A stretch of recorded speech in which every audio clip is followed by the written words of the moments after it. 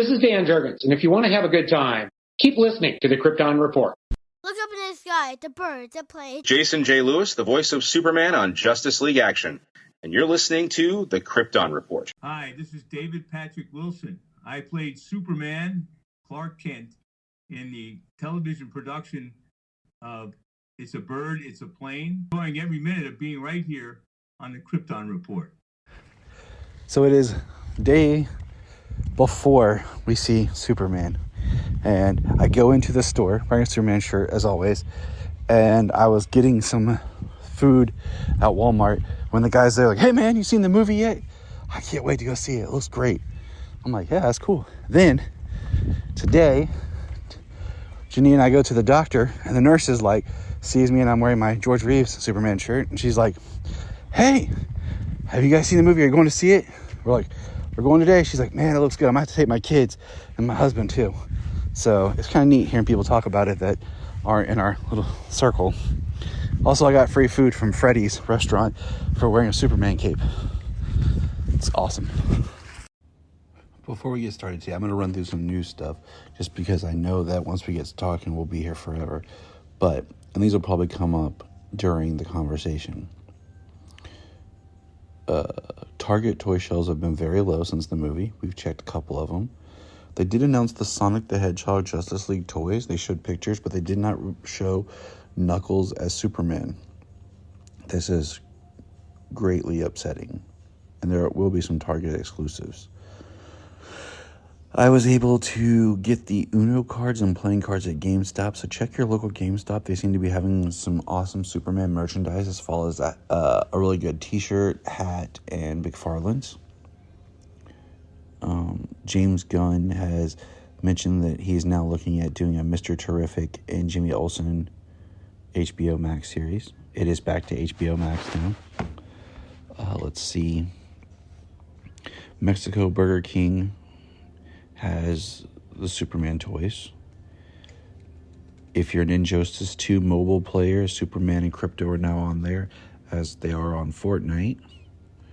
Mark Snow, the composer for Superboy and Smallville, has sadly passed away. So we lost another great musical legend. Sheetz gas stations, if you're in an area that has Sheetz, is selling comic books. I need to go over there and get a couple just because of some of mine collection I can't read. Long story. Lois and Clark is leaving HBO Max on August 2nd. And that's it for now. Now to the episode. It is time. Welcome to the Krypton Report. It's a review of 2025 Superman. Yes. I am Tyler, the Superman of Blue. Is with me James, the Superman of Red, Levi, the Round Superman, and Perry White, Solomon Patrick. Perry White. I like it. Yeah. Man, I'm excited for this. It's crazy to think that it's Sunday. The movie came out technically Friday, but it's been out kind of since Tuesday. So it feels like the movie's been out a lot longer. And we're just now getting to record it when it feels like so many other people are dropping their reviews. And I was like, I wanted some time to pass to think on the film. And I wanted to see it at least twice. So the first question, what I did was I made a guided outline to kind of help us keep our thoughts and everything organized for the review. But my first question, we'll start with Levi. We'll go Levi, James, Solomon, me. How many times have you seen the film? I've seen it twice. I saw it Tuesday with the IMAX Prime screenings, and then I saw it Friday in a Dolby. Okay. Mr. Cole? So I've seen it twice. I should have seen it 3 times. I don't know. You want that as an interesting theater story? So I went to the Prime screening. I went to the 8 o'clock or the 7 o'clock Prime screening, and we were there and watched about 20 minutes of the movie. After as soon as Jimmy starts whacking Clark with the paper because he's on the front page, we had to leave. Kid had an allergic reaction at home. Everything's fine, but it was like, so what are you gonna do? Like, tell an older brother, like, not give him Benadryl and tell me what happens. I'm watching my movie. You know what I mean? You're like, so I had to leave. I didn't get to see it on Tuesday, and then I had to wait until I went and saw it on Thursday. Saw it Thursday evening, and they were 30 minutes late starting the movie. The showing started at 8:10. 8:10 started. The commercials and crap stopped, but the screen was blank. They didn't have anything on it, and for 25 minutes, I had to wait another 25 minutes expecting my showing after I already had to leave a showing. poor James. I was furious. Poor James. No, it's All all right. good. I got to see it twice. I went and saw it earlier today. Solomon, how many times have you seen it? Well, that's actually pretty hard to say. Okay, so I've seen it Once, but I saw about three three-fourths of the movie because today we went to Danbury, so our local theater, and Dad's friend there, Abe, big shout out, let me and Dad go into Superman for free. So we were at the theater today promoting our upcoming play, the Superman musical. We were raffling off 2 free tickets and just kind of doing like cross promotion. And like we were winding down, and my buddy, who's the manager there, says, "You guys just want to go in and watch the movie?" He's like, "I don't care." I was like, "Yeah." He's like, "It's only like a few minutes, like a little bit into it." So we got in there. Like I said, we saw about 3/4 of it, and so I've seen it now 2 3/4. And we have another showing planned because we're taking our cast to see it this coming Saturday night. Let's just go watch the movie again, Dad. I want to see the movie again. And I'm like, I know. Yeah. So I'm ready to go back and see it again. So my next question: are there any like experiences like in the theater that you had that you kind of want to share? James shared his experience about the first time, but any kind of cool story like theater interactions or stuff? The IMAX early preview, I mean, there was a ton of people.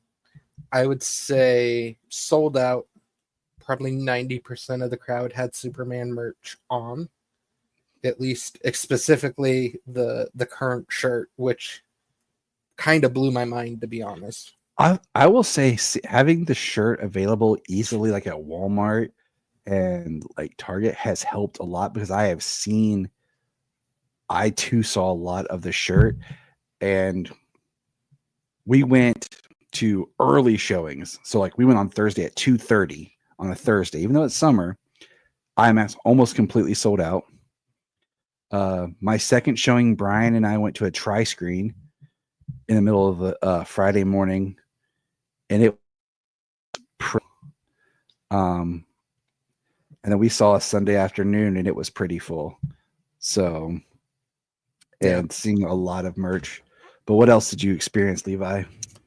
Oh man, I would say, and without going into spoiler territory, when the IMAX screening ended, the amount of people who stood up and said something along the lines of "That's Superman" was kind of inspiring. It's I've been telling in some of my group chats, it's been really cool, the reaction to this movie, to see people who probably aren't big Superman fans see Superman the way we do. Yeah. Finally. So I agree. James, any fun other theater stories? So I do have some fun stuff. When I went to the Prime screening, like it was packed. Like it was packed. Every seat there was a lot of people in that theater. Can I just say real quick, this is how you promote the movie. not the way they did the Flash, where they gave out a bunch of freaking free screenings, but by doing an advanced showing like that for a special occasion and Or allowing. Justice League. It's what they did with Shazam. I know, and I feel like that made a lot more sense because you're still getting money from tickets. You know, you're not giving away free. Like they gave all the major fans free screenings for Flash, so no wonder when it came time to go see it, they're like, "Nope." But continue, James. Like, I don't want to go see that one again. So yeah, that was a good thing. Then the second showing, there was some audience interaction with things going on. With David Cornsweet, with Lex Luthor, definitely some laughing and applause when it was over. There was applause in the theater when it was over, and then a really fun one today was we went up to the Phoenix Theater here. Just up in Monroe, Michigan, and they got the nice reclining chairs and everything. And we took Allura with us, and she was just kicking back in her own reclining chair. And as soon as the movie started and the DC Studios shows up and old Superman is there and he breaks out the chains, she said, "Superman," real loud, and the whole crowd loved it. That's what I'm talking about. That's what you need. That's your daughter, man. Good job. Yeah. Yep, it was good. And then I got my my bucket. See, My metal that bucket one's cool. today. That one's cool. Yeah, Okay. I I almost like got that one. So, all right, when Solomon and I went, we went to AMC for the IMAX. Show him the bucket. This is the only bucket I wanted. Show I him. do want the one that he breaks the glass. Yeah. I do want that one, but it's only massive. So I got the Daily Planet newspaper stand one from AMC. So that's the only bucket that I really wanted because I thought that was just unique and I could that's find a pretty lot of cool. practical uses for it. And also, you can flip it to crypto. So I bought that Awesome. and we got this was the cup at AMC. It's the same one Levi's got too, which I think is a totally rad cup. It is. Now, I like that I didn't see cups there. All I saw was the buckets today. They had the crypto, the dog bowl. So I want the dog bowl one. That would be cool. I would like the dog bowl, but that was an expensive dog bowl. Well, The regular amount of people I saw coming into the theater with the cups and the buckets, though, like it was half the people probably had either the cup or the bucket or both. I feel like they did smart by doing this with different cups and stuff for different theaters. So I'll tell you. So when we went to the first one, we went to the IMAX. I'm wearing this hat. I'm wearing my suit. Not this shirt. I'm wearing the shirt James has. I wore my Superman cape. I got red shorts. I got red chucks on and Superman socks. Solomon wore my Superman shirt and cape for my makeshift costume from a few years ago. And, we saw the movie. I'm walking around. My cape is blowing in the wind outside. My cape is blowing in the theater because as I was walking, the rails would catch it and flip it up. And so after the movie, I was listening to people like same thing, full clap and applauding, talk about how good it was and liking it. And I'm standing there. One guy is like talking like, "Yeah, man." I don't remember what he said, but like he pulls his arm back and he has a Superman tattoo on his arm. And I'm like, "Yeah, I got one right here." And I show him mine. And then I like hand him the Krypton Report card. Like, "Yeah, I do a podcast for Superman." And he's like, "Yeah, it was cool." And my wife's like, "You know that guy?" I'm like, "No, we just met." And then after that, we went to Target. And when I went looking for Hot Girl, I stayed in cape, dude. So did Solomon. So we're walking around Target, cape flapping. People are like, "Did you like the movie?" We're like, "Yeah, it was awesome." Oh, look. And then, That's fun. and then a little kid says, "Hey, they're dressed like Batman." So funny. I was like, "Oh, okay, poor guy." Oh God. Then we go over to this restaurant that I love called Freddy's. It's basically like Steak and Shake, but better. And we come in and we were talking with the guy, like, oh, did you guys just get back from the movie? And I was like, yeah. I was like, yeah, I just took my cape off. He said, dude, if you walk in here with a cape on, I will give you free ice cream. So I ran back out, got my cape, and came back in. He was like, what kind of ice cream you want, man? I was like, yes. There you go. So that was my first. My second viewing, Brian and I went to the tri-screen, which was pretty cool. But I got this cup, and like you press his chest and it lights up. So I was like, that one's too cool, and I hadn't seen it. And that was a cool adventure with the reclining chairs and certain action scenes that would project on the side. So it felt like you were like more immersed in the movie. So it was pretty cool. I did hear people, like an old couple coming out saying like, I liked the story, but there was just too much CG, like action I couldn't see. And I would have liked some more smaller time. And as they're pushing their walkers, I was like, so, you know, I was Superman 78 all the way up through Superman Returns. I mean, you got a lot of that. So, all right. So, spoiler free. That's. I'm glad they went and saw it and enjoyed it, though. Yeah, me too. I've seen all kinds of ages from groups, and that's what I liked. Before, as we get into our spoiler free, I'm going to say this. I recently got to do an interview with Mark Wade over on Capes and Lunatics. You'll be hearing part of that interview here on an upcoming episode. And Mark Wade just said about the movie, and I thought about this the whole time I've watched it, is usually Superman is introduced into the world that the audience lives in. This is the first time the audience is introduced to Superman's world. And I was like, huh, okay. All right. Okay. I saw another take along those lines that said normally filmmakers struggle to make Superman exceptional, like understand why he's exceptional. Whereas in this one, he's not exceptional. He's just another metahuman. Yeah. Most powerful metahuman.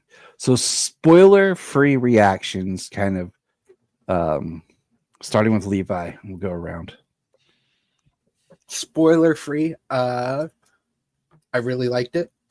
I'm going to say some stuff later that's probably going to make it seem like I didn't like it that much. I really enjoyed it. I think it's something we as Superman fans talk about a lot, is the feeling that Superman gives you. And it's that hopeful, optimistic, in the face of not just adversity, but everyone telling you you're not. And that's how you walk out of that movie, especially with the end speech that he has. I think there are some parts that I do have issues with, but overall, it's solid. It's a very solid Superman movie. Yeah. All right, James. I really loved it. It's very unapologetically a comic book movie. In the best way. Unlike others, it's not trying to not be a comic book brought to the screen. I feel like there's points where you can pick up, this is where an issue would end. And this is like the next scene is where the start of a next issue would be. Like it is very comic booky. On that subject, though, like I really get upset. People are like, oh, it's not like that in the comics, or oh, it's so much like the comics. And I'm kind of like, yes and no, because it's like, what comics do you read? You know what I'm saying? Like, you read Superman, I don't know, like current Superman, then you read Superman original action. Same character, there's differences, like, so like they're like, I heard someone's comment on Lex, and I was like, this Lex is very much an all-star comics based Lex, and there's things from All-Star sprinkled into this, and there's things from other comics sprinkled into this. So, and the comics always reinvent themselves. The comics change things. We'll talk about one thing because we have a quote on Facebook from Mike Carlin on it that I think is kind of hilarious. But I mean, just because something's in the comics doesn't mean it's always canon. It gets changed. So it's very tricky to be like, it's true to the comics. Well, I mean, yes, but there's no Justice Gang in the comics. Yeah. You know, there's no this team led by Maxwell Lord. The engineer is not a villain of Superman, so it's not completely like the comics. Right. I mean, every iteration is its own version, they pick and pull things. I mean, there's decades worth of comics. So to put stuff into a movie, you pick and choose what items you want to use and what items work for the world, But this movie, I really did. I loved it. I enjoyed it. The the cast was phenomenal. We're gonna get to them. The cast was so well, so well cast. The the action was very dynamic. It was really awesome. Um,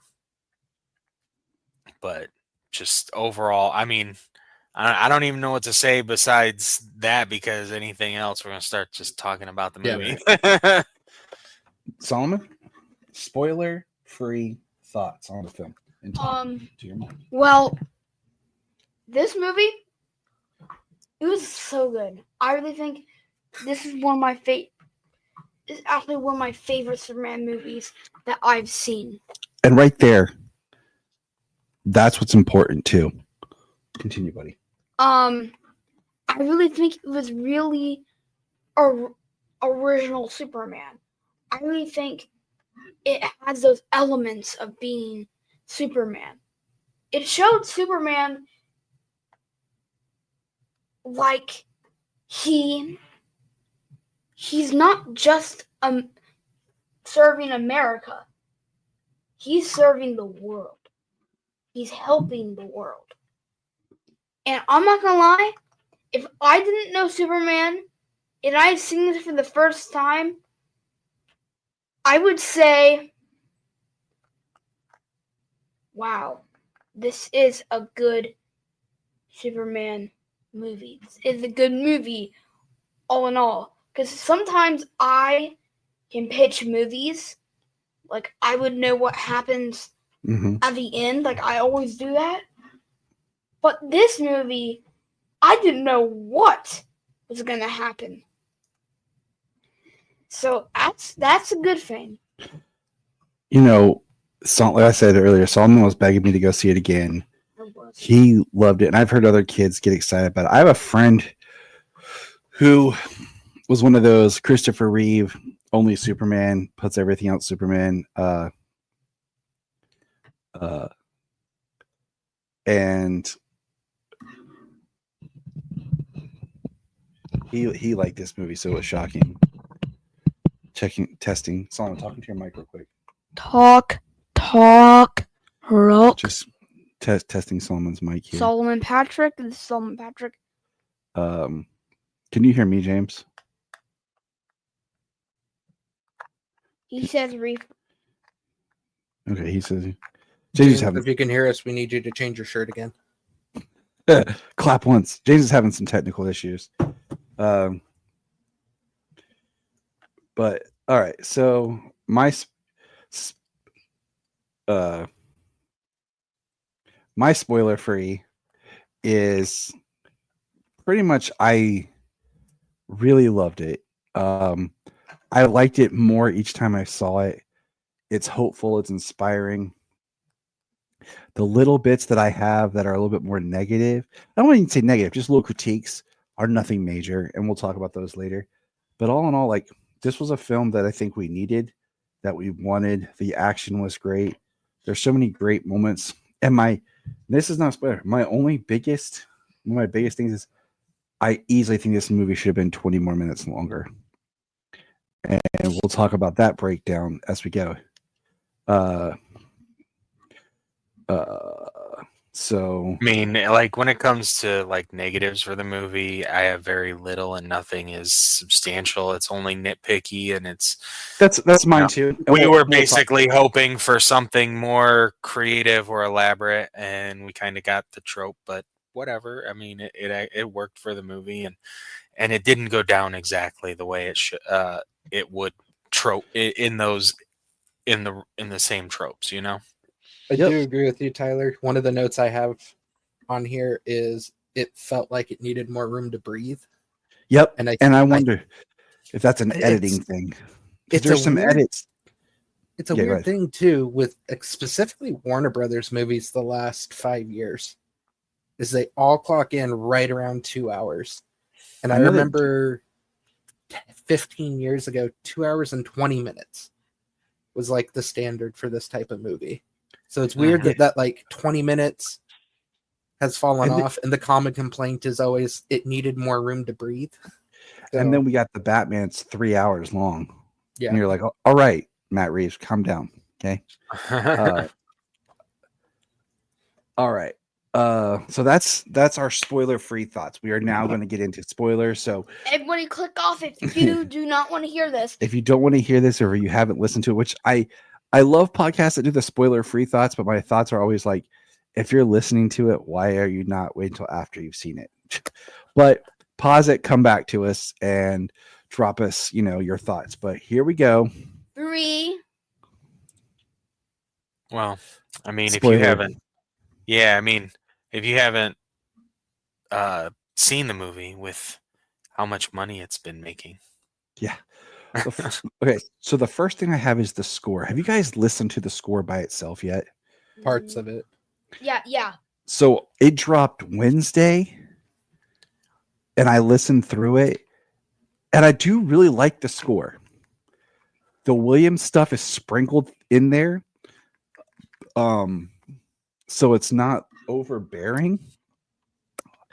But the only I don't want to say a negative is there's no music in the score that's like stuck in my head that's not the Williams music. So it's good to listen to. I like it, but there's nothing where like afterwards, like, cause Man of Steel, there's the dum dum, like you hear those notes.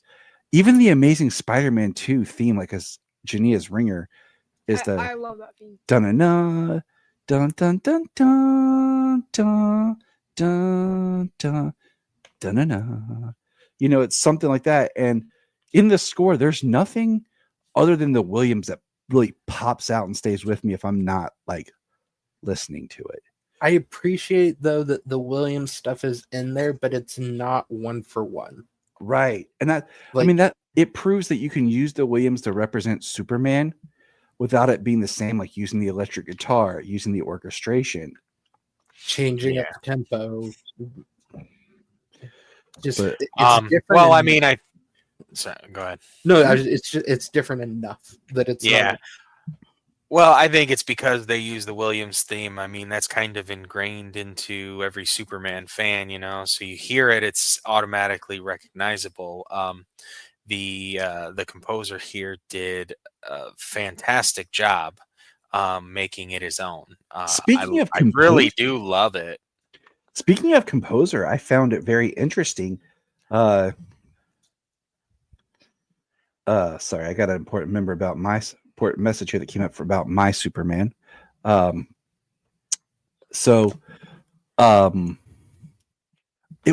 always heard it was going to be, why is his name? Murphy. John Murphy, but it was John Murphy with David Fleming. So they worked on it together, and there's some songs that are credited John Murphy. There's some that's credited to David Fleming. So I thought that was interesting, having that drop, when the score dropped. And I'll probably listen to it tomorrow because I got to drive to Cleveland to visit a foster. So I'll have 4 hours up, 4 hours back. Oh, lovely. But the next thing I wanted to do was I wanted to kind of talk about each character instead of going like in sequence and talk about it. I thought if we went by character, it would kind of help us talk about just the all around, like what we thought of each character. And then we can talk about scenes and stuff. But I grouped the characters together, and yeah, my Yeah, first from your is list, they're kind of like listed in the peripheral characters, kind of building up to the yes. big ones. That was kind of my thoughts. Mhm. We're gonna start with Pa Kent. Levi, thoughts? So you're launching me right into one of my hot takes, and I'll group these two together. I did not really care for Mom Pocket in this one. I will quote my Jania. wife didn't either. Both of us did not care for them. Jania said they felt more like caricatures Yes. than actually characters.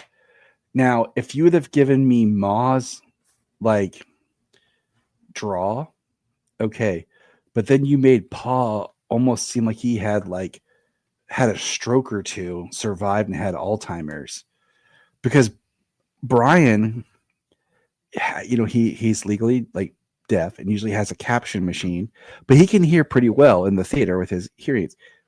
Both viewings could not understand Pa's dialogue because it's so down here, like, son.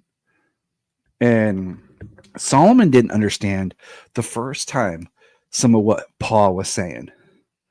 And the second time he caught it, he was like, but I they've grown on me a little bit.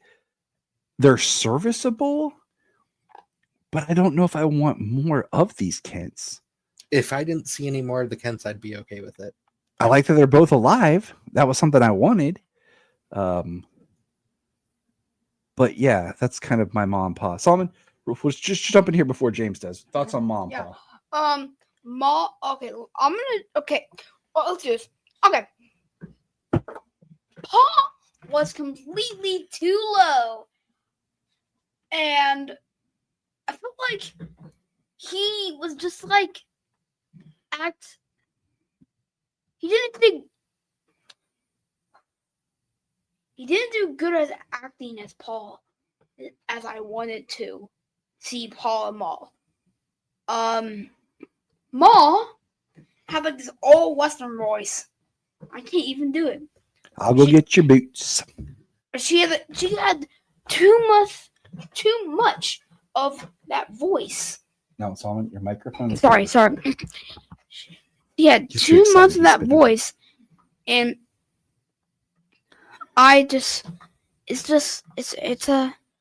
yeah. It was okay. His speech, Pa's speech he gives him is great. Like, when we were watching the second time, I kind of like just patted Solomon on the leg, like, yes. I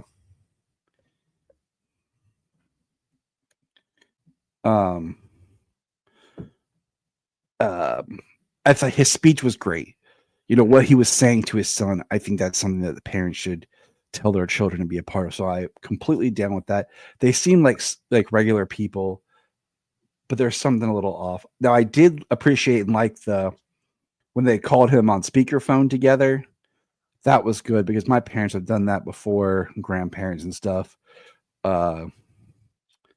It's like they're talking to you at the same time on speakerphone. You're like, what? Can't hear you. Yeah, and watch some older folks talk on the phone. I did like when Pa called Lois Luann. Yeah. And Clark's like, it's Lois, Dad. And yeah, she's nice. Yeah. Because the first time I introduced Jania to my parents, to my uncles, they all messed up her name. My uncle just called her Jenny because he just gave up. And like we went to visit my aunt and uncle, and my uncle told my mom, that Tyler and Jenny had showed up. And she's like, who? He's like, yeah, that girl he's dating. I'm like, oh my God, Uncle Timmy, you're gonna get my mom thinking I got some other woman over here. So James looks like he's about to tell us how we're all wrong. Oh yeah. No. James about to drop it and tell us about his secret harem. But whatever. Go ahead, James. Your turn. My secret harem. No, I mean, they were serviceable. They were kind of there as much as they needed to be. Honestly, with the full arc of the story from beginning to end, because the reason Clark interpreted their message the way he did was because he was raised by Ma and Pa.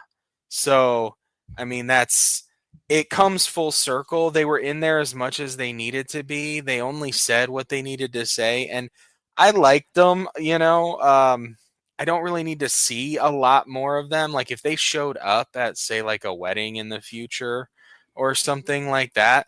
If they did that with these with the Superman and Lois in the DC universe, I would love to see them there. But I don't think, like,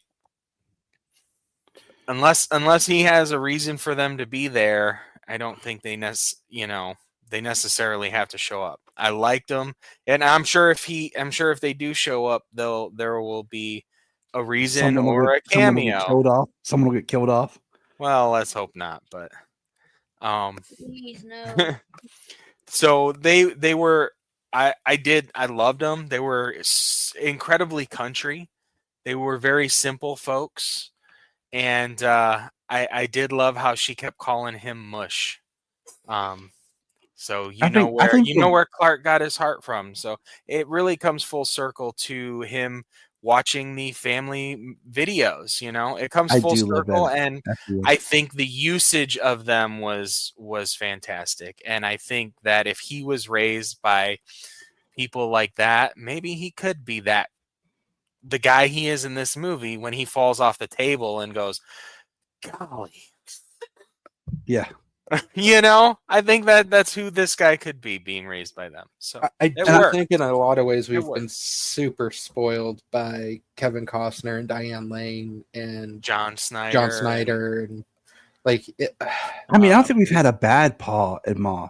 Like even the Pa Kent on Superboy was a good Pa Kent. Now, Mom was okay, but Pa was really good. I think the only bad Ma and Pa we had in Lois and Clark. Oh, they're to me they're the best. Yeah, as like the dynamic, just because they have that older couple who's like reinvigorated with youth. Like right. They had a different dynamic. Yeah. So the next character, everyone's favorite reporter, Ron Troop. What did we think of Ron Troop? I'm gonna go with what my wife said. When we were talking about the Daily Planet people as a whole on the car ride home, she said, "Who was the black guy in the spaceship?" Because I thought Mr. Terrific changed out of his costume. Yeah.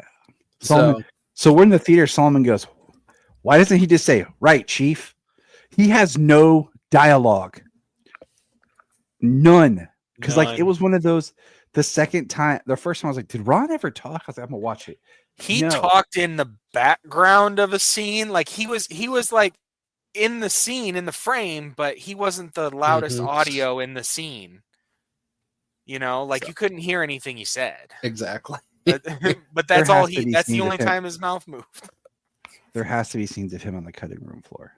Yeah, my wife legitimately thought it was Mr. Terrific. Honestly, after seeing Ron Troop in the movie, I thought the only reason he wrote him in there was so that Steve would get thrown around Mr. Terrific's sphere, his flying saucer.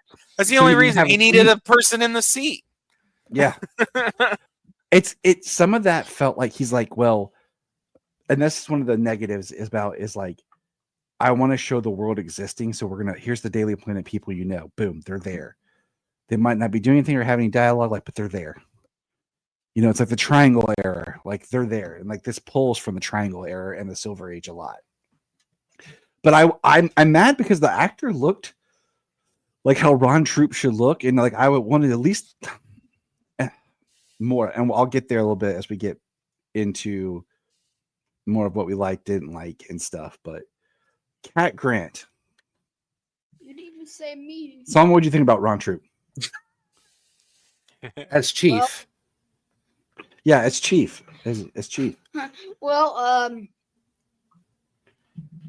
he didn't have no dialogue, which really upset me. I'm like, who is that? And then like trying to reference like Ron Troop's biggest thing right now is where it's Ronnie Troop on My Adventures, and they gender swap the character. So that's the biggest thing that Troop has going for it. Troop is I mean The biggest thing I know that he's had in comics was in the Triangle era when he was married to Lucy and they were having a kid. And that's what I That's told it. someone in the comics. I was like, or in the car we were driving the other day, I was like, Ron had a significant part in the comics. So, but all right, Cat Grant, Levi. So this is gonna get to my wife's biggest issue, and this will come up with a few of the other characters as well. I thought Kat was fine. Like, I knew she was a gossip columnist, so like the way she talked and acted and was dressed made sense to me. But my wife's initial reaction is, why she have to have her tits out? I made the joke to Brian because the first time I watched it, and if you go back and watch the time, like every scene she's in, but like I think when she's sitting on the desk, is somehow watch the bouncing. Mm-hmm. Like when they're on, like if you watch the focus when they're on the T craft, she's like, and it's just like, that's why she's there. Like That My because wife, it's like they over sexualize Kat, they mediumize Eve, and then downplay Lois.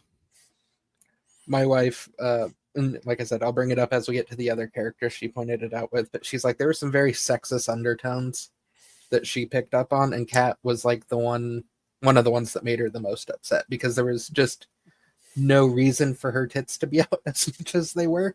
Unless you were doing the joke from the comic with Supergirl, then no.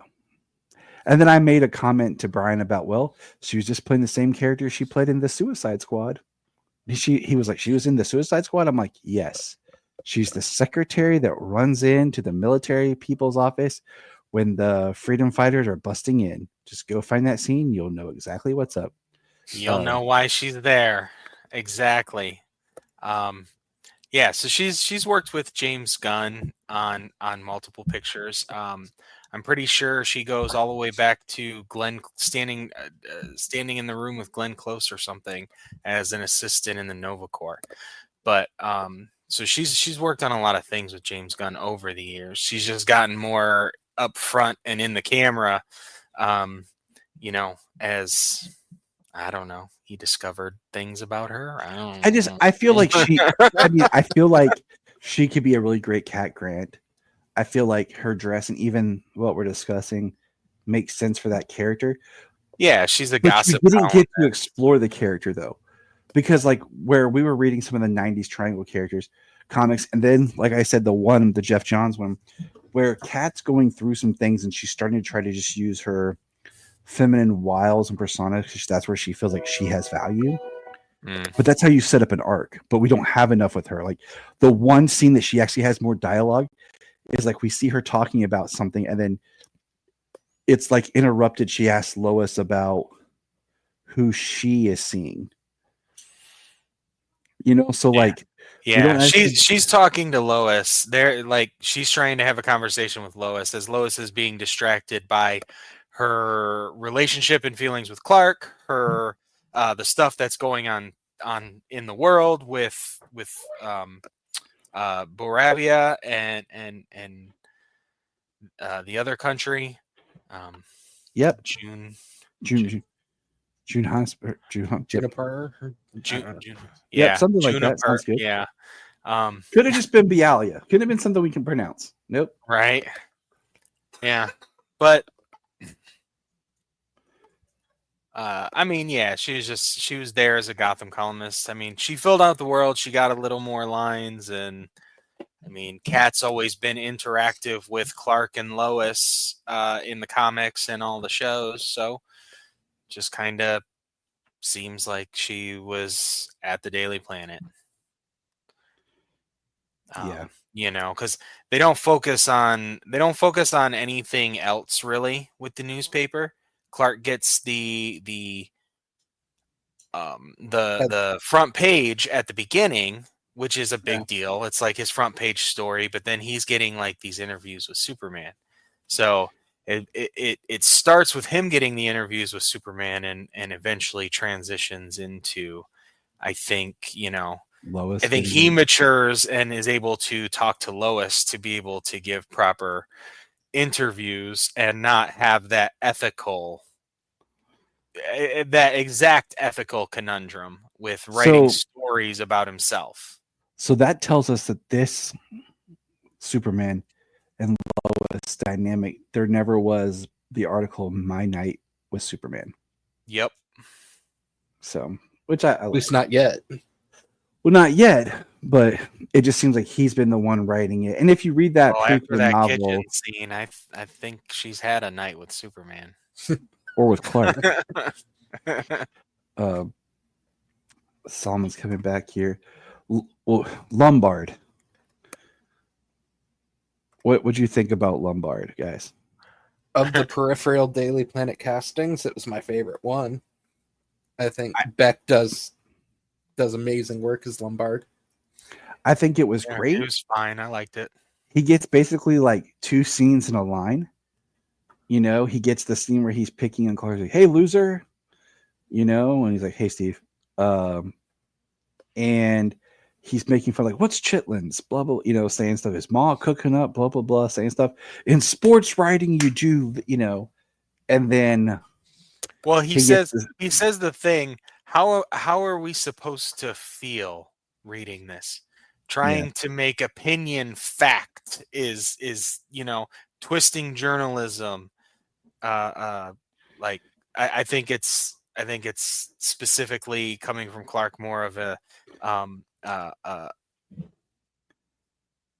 an integrity, a proper journalistic piece. Except for, of course, the interviews with himself. we just started talking Lombard. Like, it's your turn's about to be up, or you You were on the clock, man. were. We know that you were yelling at people about getting their stuff turned into the Daily Planet. Absolutely. You gotta make print. So, what do you think Gotta about get it to Lombard? Don't call him publish chief. before print.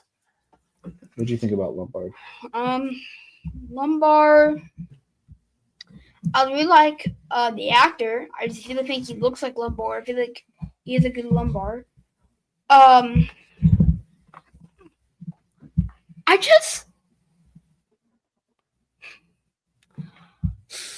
wish he got more screen time than Clark did.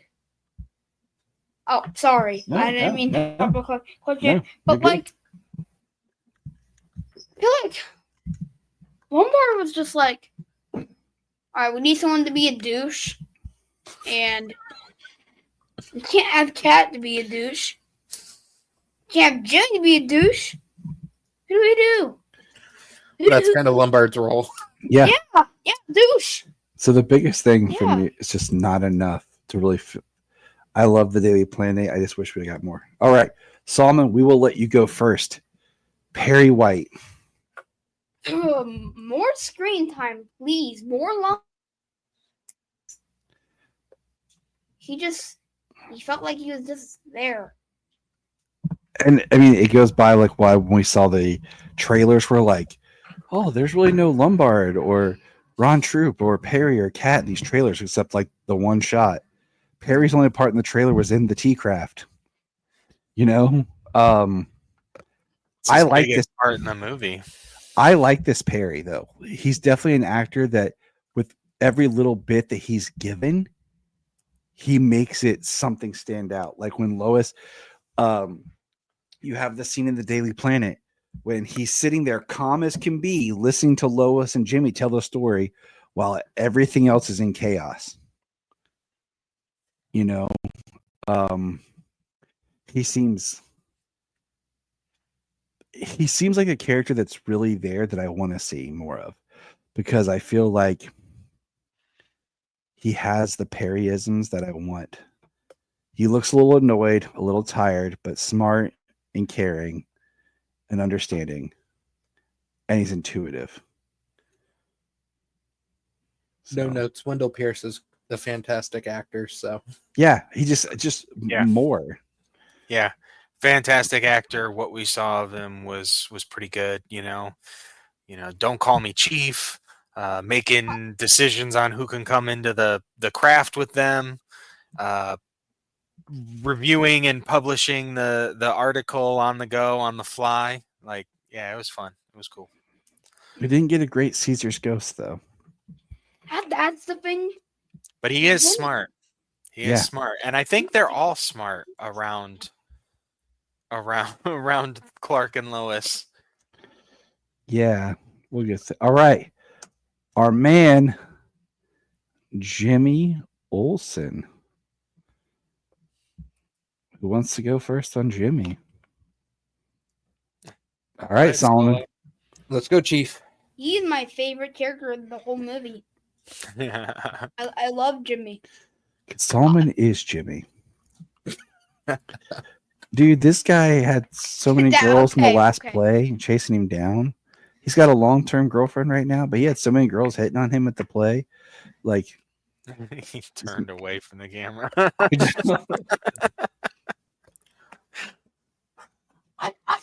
really like the actor. I mean, I really like his look. I mean, he just feels like the Jimmy that we needed. One of my favorite parts is when Eve sends him the selfies. pictures, and he and in the off he's like, yes. I love that part.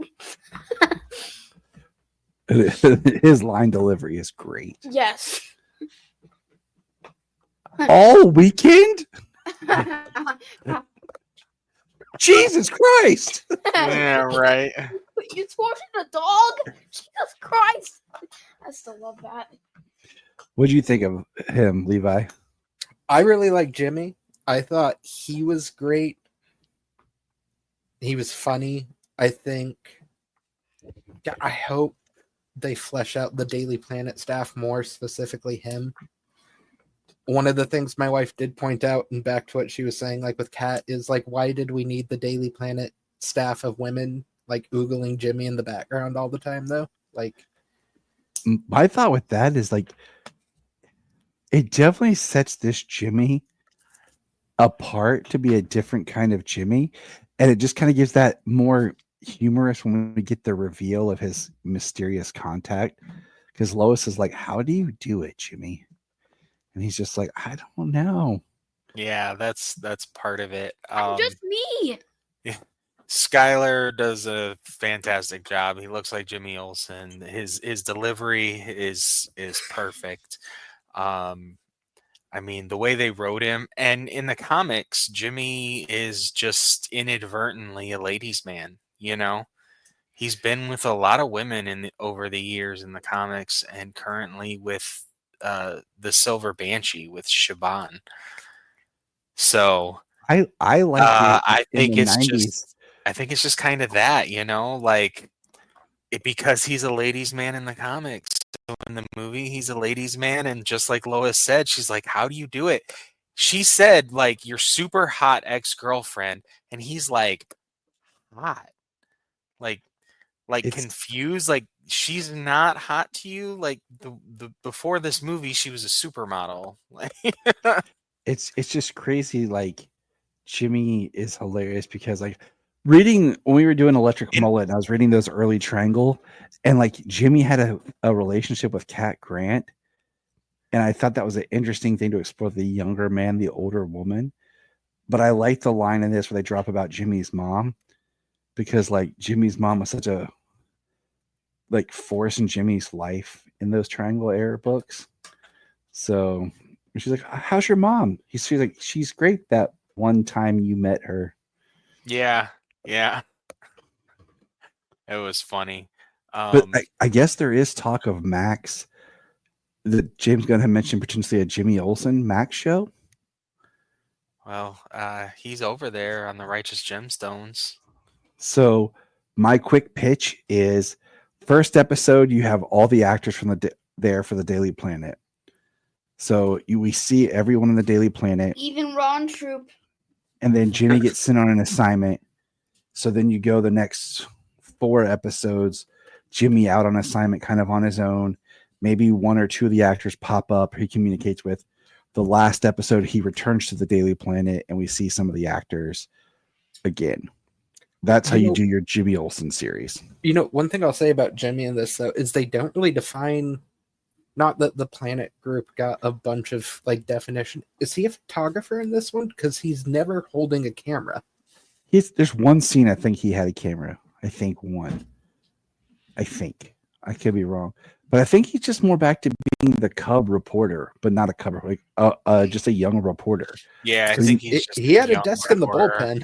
So so I mean, I think they're just kind of making him there, true. And the thing And is, I'll tell you, he did copy. He was transcribing while Yeah. Lois was flying, as well as speaking the piece. with cell phones and stuff where they are now, like actually being a straight up just photographer for a paper is not much of a thing anymore. A lot of times they have the reporters do their own photography using phones and things. All right, our first big one, guys. Lois. We'll let Levi go first. She's fantastic. She's probably second favorite Lois after Bitsy now. I mean, she's great. I wish she got a bit more to do that didn't revolve around Superman and Clark. Like it'd be cool if her investigation into Lex was like already ongoing and then it like wove into the main story. And that would have given us more background on Lex too, because other than him being an arms dealer, we don't really know much about him. So, but she was great. She killed it. James. Definitely. Well, she's Jamie's favorite Lois Lane. She is the best big screen Lois Lane we've ever had, I feel like. Yes, that's and insane. and tossing all the other ones in there. I mean, she's still at least near the top, Honestly, that's a personal rankings there for everybody, but I thought she was pretty perfect. The only thing, kind of like he said in there, is because of Superman and Jimmy, is how she got pulled into the story. She didn't do any investigative journalism herself. Other than that, I mean, given that being she's a reporter and that not being a big part of it, but her relationship with Clark and the way she chases down every lead, the way she follows him, Mr. Terrific, into the Pocket Universe, like she is a damn near fearless and outgoing Lois Lane, and with their relationship together, their interview scene. I mean, she's pretty damn good. She is pretty damn good. I mean, she is the best big screen Lois Lane I've seen, period. In my opinion, big screen, absolutely. Solomon, thoughts on Lois? I loved Lois Lane. I thought she was perfect. She was perfect. Her line literally perfect. Absolutely perfect. Absolutely perfect. I mean, what else can you say? Yeah, I mean, I really liked her. Once again, we saying this so many times, just more. And we'll break it down. All right. Eve Tessmacher. I will go first. When they said they were putting in Miss Tessmacher in this movie, I was a little frustrated because to me it was like, oh, they're just doing Superman the movie because that's where she started. She's never really made it into the comics. She did appear on Supergirl.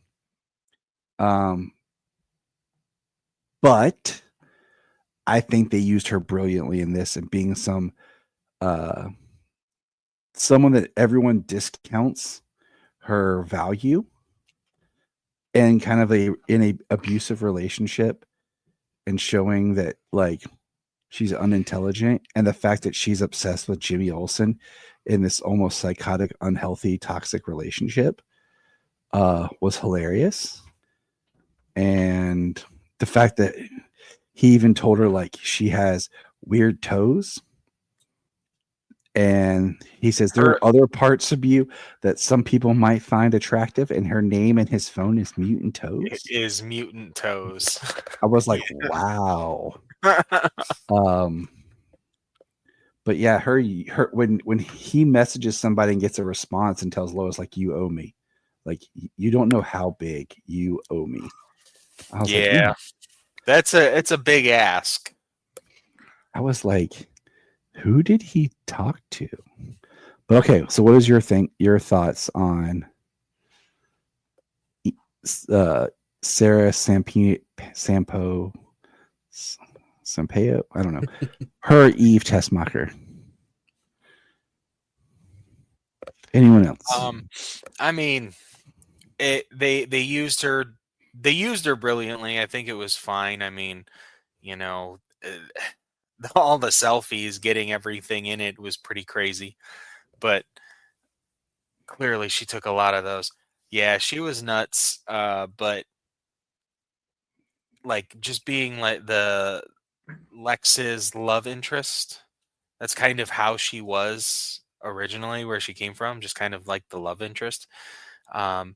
And I mean, she kind of screwed over Lex then by helping out Superman, and she screwed over Lex now. So just in a very clever way. So she was fine. I mean, it's very modern.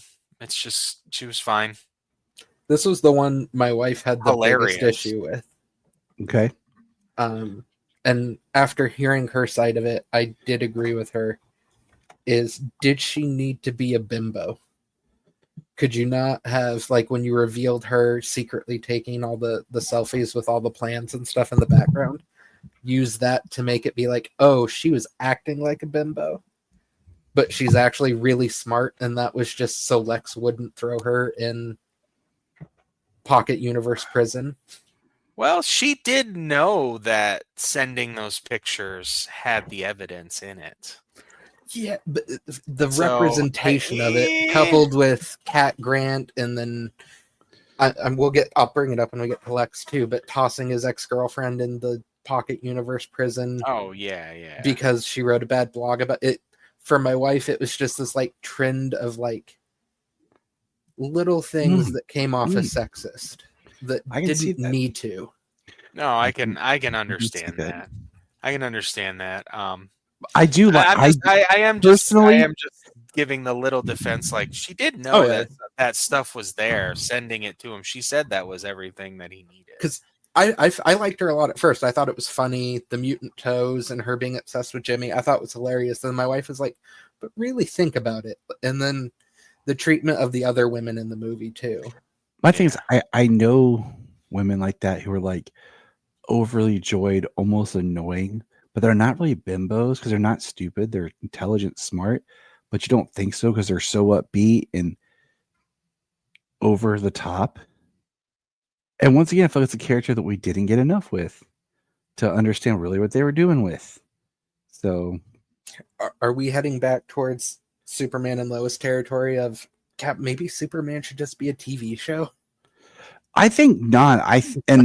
We'll get there because I feel like Superman. I love Superman movies because I love what you do with him.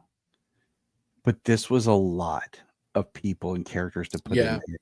And they're trying to establish so much. And we'll get there. But all right. The next character is Otis. This was another one that I was like, they're putting Otis in here for real. The Otis that I had liked was on Supergirl when we learned that it was Otis Graves when he was Mercy's brother. Do you guys know what Otis's last name is in this movie? No. Berg. No, I do not. Otis Berg. Nice. Otis Berg. His name is Berg. I love it.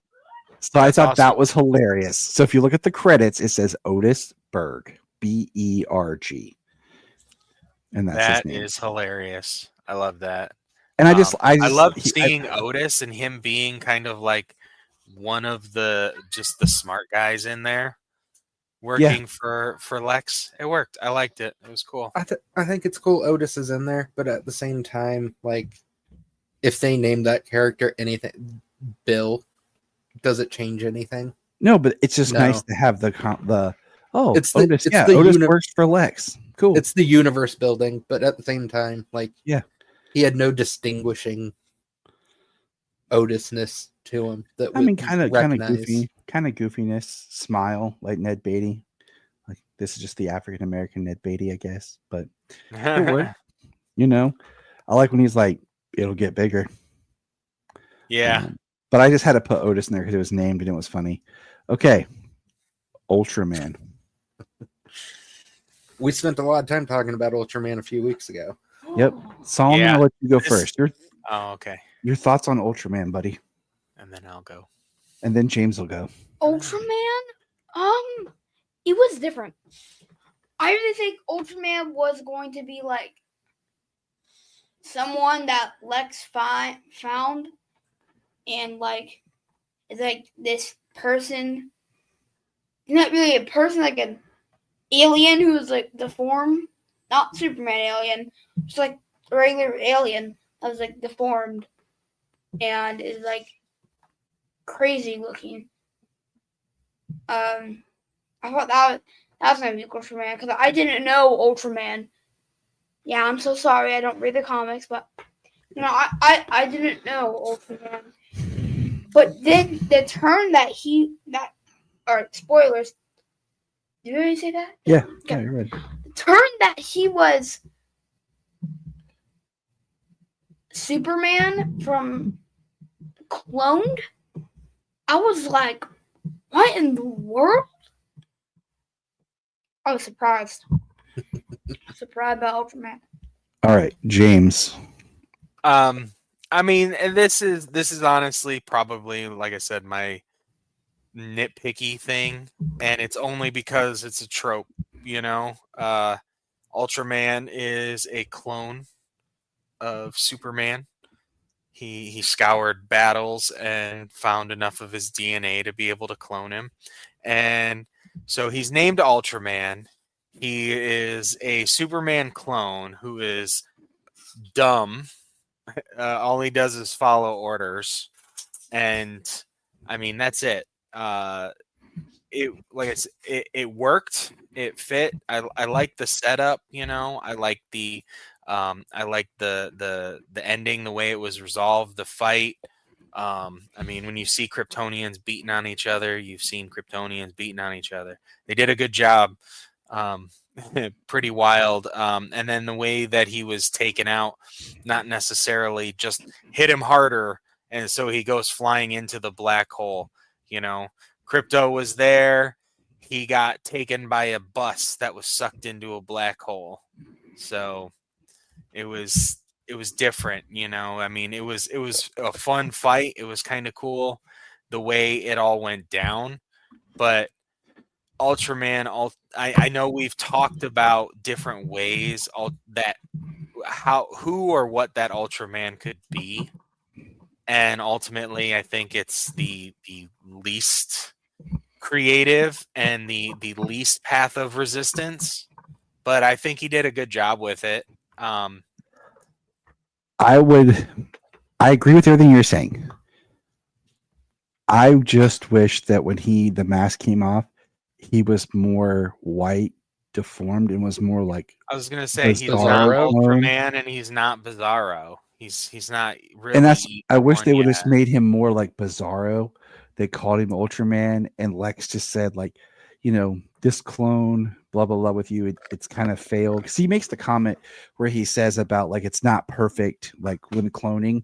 So if he would have looked a little bit more, Jania said he looked like Bucky. Yeah, And I think he looked like was like Anakin Winter Skywalker.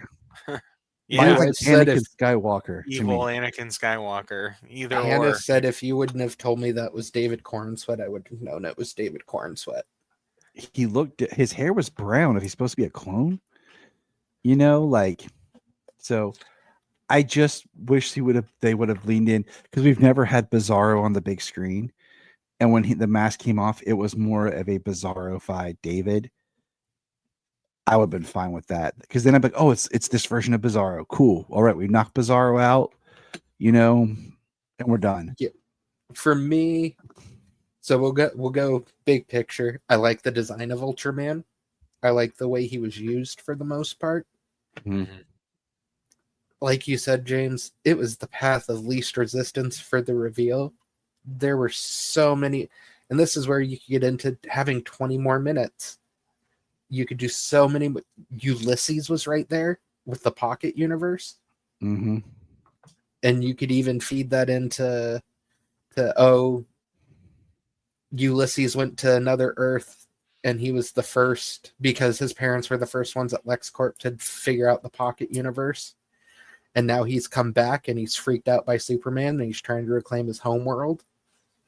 Like you could do actual Ultraman with the pocket universe. Like there's so many more interesting things they could have done than just the straight up clone. I He wasn't Ultraman and he wasn't Bizarro. I would have liked the idea where it was like Parasite, but the way it worked, it was a containment suit. Yeah. And when he was around Superman, he absorbed his energy and copied it. So it made Superman weaker, but he didn't know it, but it gave him his powers for so long. Just something to make it a little bit more than just a straight clone.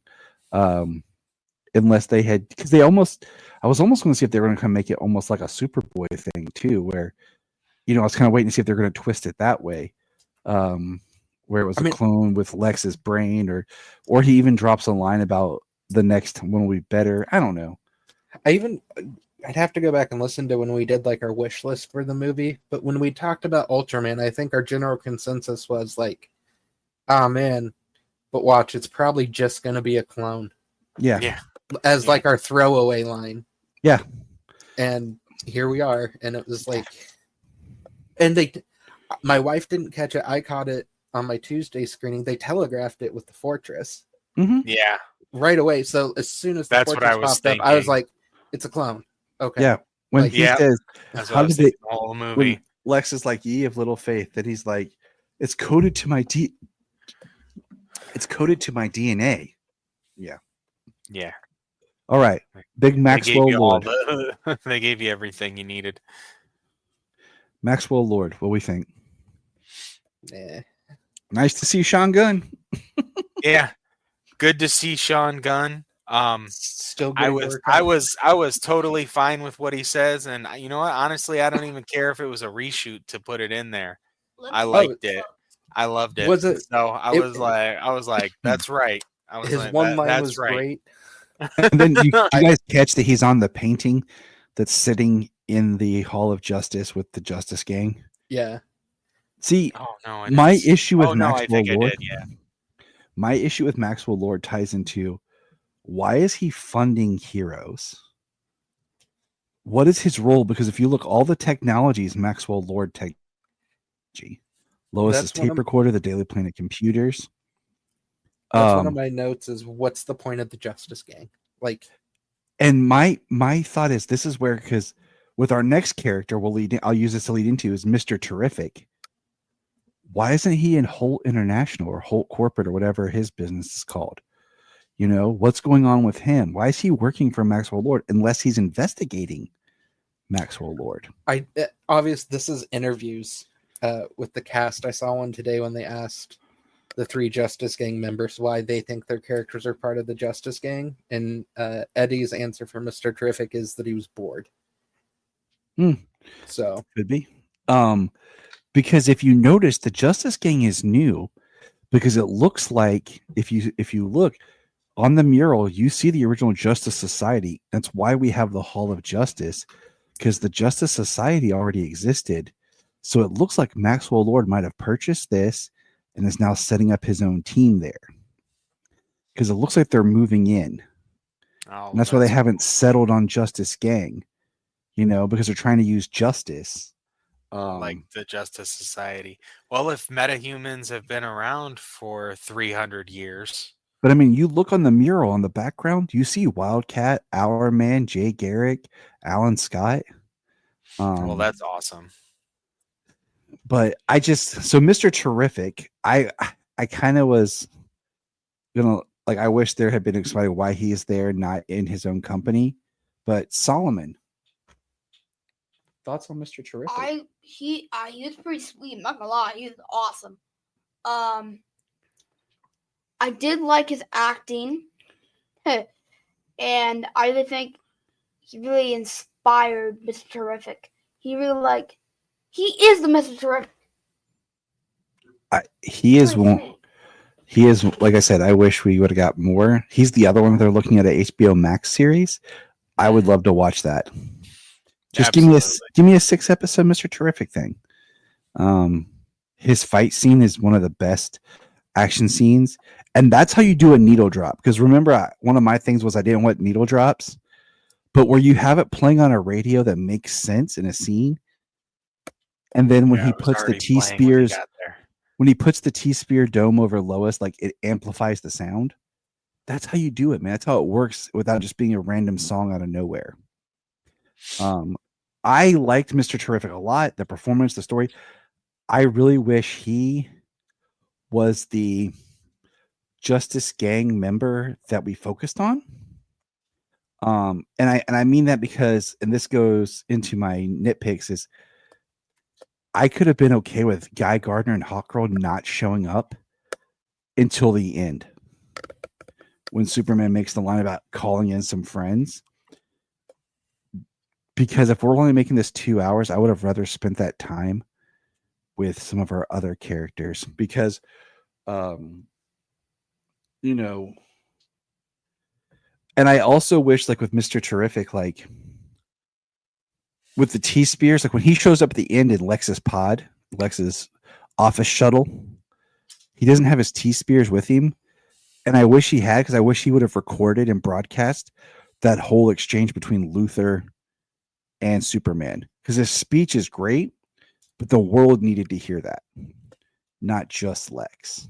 I do absolutely adore that scene, though. And then reading some of the behind-the-scenes stuff the actor talked about, where he didn't tell James Gunn he was going to mush the guy's face. Like, they had scripted a shove, but he's like, he went over to him. He's like, I'm going to shove your face and like mush you out of the way. And the guy was like, no, go for it. And then they did it. And James Gunn was like, do it harder next time. So like that coupled with the line delivery of like, goddamn Mr. Terrific.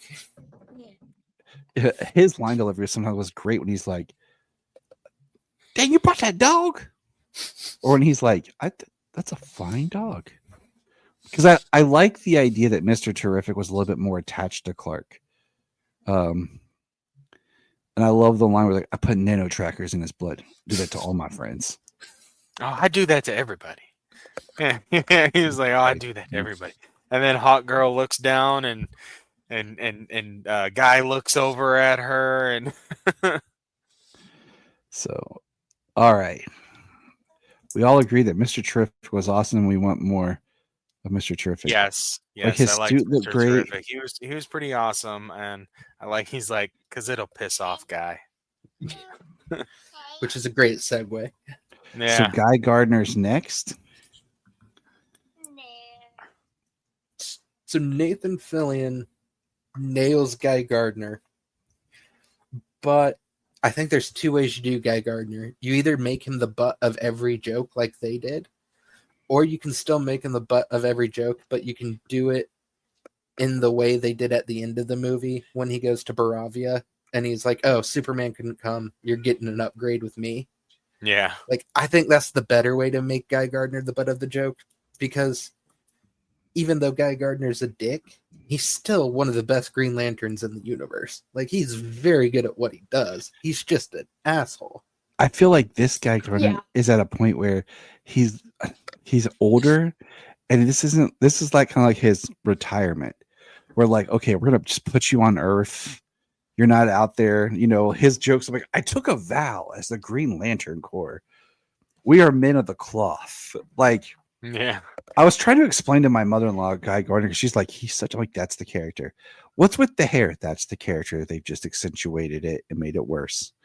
Like, she's like, it's uneven. I'm like, I know. I was talking to a guy at my comic book shop, my local shop, and he's a huge Guy Gardner fan. And he's like, he was disappointed with the hair, not because of the bowl cut, but because it's not like full-on ginger. Like, it's very like strawberry blonde. Oh my God. As opposed to like full-on redhead, orange. But see, I Right. could see Guy Gardner being part of a team like the Justice Gang where he's like, oh, I get to do my thing and get paid for it. And yeah, sure. Right. Like, Yeah, he's a douche. So yeah, I mean, I definitely want to talk about Guy Gardner. One go little for thing it. out of the theater though, from the Mr. Terrific scene, after the whole thing went down, and he takes down the after he takes down everybody, and then he drops the shield, and Lois goes, "Holy shit!" Allura 2 seats over went, "Holy shit!" You're like, oh man. Look, I my was kid's dropping amused. F-bombs, and he's 2.5, so... Oh, Salo does. Sayla, like, she's like, can I say something, Dad? No, Sayla. She'd be like, dang it. She tries to get away Yeah. with stuff. I'm like, no. But Guy Gardner, I mean, Nathan Fillion, he's voiced Hal Jordan for years. Captain Malcolm Reynolds, like, he would have been the perfect Hal Jordan back then. It is amazing that he can play such a smarmy character. He was perfect at 2 different points in his life to play 2 different Green Lanterns. Like, Mm-hmm. that's amazing. So yeah, that's I loved it. I loved his middle fingers coming up out of the dirt. Flipping tanks and Humvees and everything. Yeah, that's funny. Or when they're fighting the interdimensional... Oh, that scene is hilarious. and Yeah. he's just back there He's got wailing a on it with a bat. baseball bat. Just- That scene is great because Superman's so chill and just talk. There's a serious scene of him and Lois talking, and behind them is the Justice Gang trying to stop an interdimensional imp. He's like, yeah, I was looking for the dog. Also, Yeah. can we talk about that real quick? Because like when we recorded our predictions a month ago or a month and a half ago, we were like, oh, that's got to be the third act, and it's literally just a throwaway, not a throwaway scene, but like throwaway action in the background. Yes. So, Yeah. like, when we said, we've probably not seen anything from the third act, we were pretty close. We just the third act was predominantly. It wasn't until the final trailer we saw some stuff from it, but it wasn't what it was him fighting more of. But because this, my thing was, and this is kind of an issue, is I really thought that the kid raising the flag and all that stuff was going to be at the beginning of the movie and was the catalyst. Yeah. We weren't get wrong though. We weren't exactly No. wrong, but No, we'll we get called there. he did it. We called what he did. They just told us what he did. It And was already 3 weeks ago. We'll get there. But all right, Hawk Girl. I liked Hawk Girl, but she serviced not really anything than just a female superhero. I want to know what her origin is. Like, what is her Hawk origin? Like, is she human with armor because her wings are gone? I don't think she's a Thanagarian alien because Lex has the line about the metahumans, and this one's an alien talking about Superman. And all we ever do is see her like scream and swing the mace, and she kills the douche president guy, dictator. Which I liked. One of the first things I did out of the theater was Google, when did Hawk Girl have a screaming superpower? And there's like one specific version of her that did. So it was That's just like a James weird... Gunn. That's one of Weird those inclusion. James Gunn-ism. That's one of those James Gunn things. It was included enough just for her. It was overdone with the Screaming Goats by Taika Waititi in Love and Thunder. Oh my god. You know what I mean? Like, it I got will it hear got- no it got- screaming goat slander. No, the one last thing I had to say on Nathan Fillion there was, it's kind of cool that, because in the comics they are contemporaries. We know that they were nearly equidistant from the ring when it scanned after Abensor died, or crashed rather, and Hal was closer. So they're contemporaries. So it's actually kind of cool to see that in the show, the Lantern show coming up, that Kyle Chandler is older. They're older together, you know. Yeah. It's kind of nice just that they kind of share that similarity kind of from the comics. I don't know And if they were working with that, but I like it. And Nathan did say on the red carpet that in the Lantern show he drops more F-bombs than he ever has in his career. So, which that worries me for this point, not because I'm a prude, but because then does that feel like the same character we're seeing in this? It's one of my issues in the movie. Was. But one of my issues, like in the movie Logan, is we've gone through this journey with Hugh Jackman's Wolverine, and then all of a sudden he's talking and acting like we've never seen him talk and act before, and then the professor's doing the same, and it almost feels like this isn't the same character I've gone on this journey with. So it just kind of makes me like, okay, how's this going to play out? Well, we haven't gone on any journey with Guy. Not really. So we haven't gone on any. And I think you can. And he's going to be in Peacemaker. I mean, he could easily drop some F bombs in Peacemaker. I think you can separate Lanterns from the movie version pretty easily by saying that in the movie he's sponsored, so he's on his best behavior. Oh yeah, that's easy. All right, so Guy's version of his best behavior. Let's get into a character that really everyone's like, huh, but really stole the heart, Metamorpho. I mean, the practical effects of that costume are absolutely insane. I mean, so besides Nathan Fillion, okay, I'm going to bring this up. Do you consider Nathan Fillion kind of DC legacy casting? Yeah, but I kind of don't because he's also James Gunn's friend and has been in all of James Gunn's movies. You know, and it's kind of like he's been voicing DC for years. True, for decades. So it's like, oh, okay. But Anthony Carrigan over here as Metamorpho was in The Flash, and he was Zaz in Gotham. So that's a DC casting. I view him as them casting the best actor for Metamorpho. Yes. I think Nathan as Guy is James Gunn casting a friend who also happens to be a good fit for the character. Yes. Happens to be a good fit. Yeah, I like that. Because one of my slight complaints is like, I mean, it did come out that Michael Rosenbaum voiced one of the Raptor guards. Okay. Oh, but like other than that, there's no other Superman like legacy casting. Like there's no other previous Superman actors that appear in here in some other way. I think you could say having Will Reeve as one of the reporters. But he wasn't Superman. He's the son of an actor who played Superman. Yeah, but you know what I'm saying? Like other movies and stuff have had previous people in the movie. I mean, you had the perfect opportunity to send off Henry as having him as Ultraman. Yeah, but too many people in that's too much controversy. But I mean, like even in the background, like Superman Returns had Noel Neill and Jack Larson. Superman the movie had Kirk Allen and Noel Neill. What do you call it? Man of Steel. We pointed out how many flipping people are in that movie from Smallville, along with Aaron Smolinski.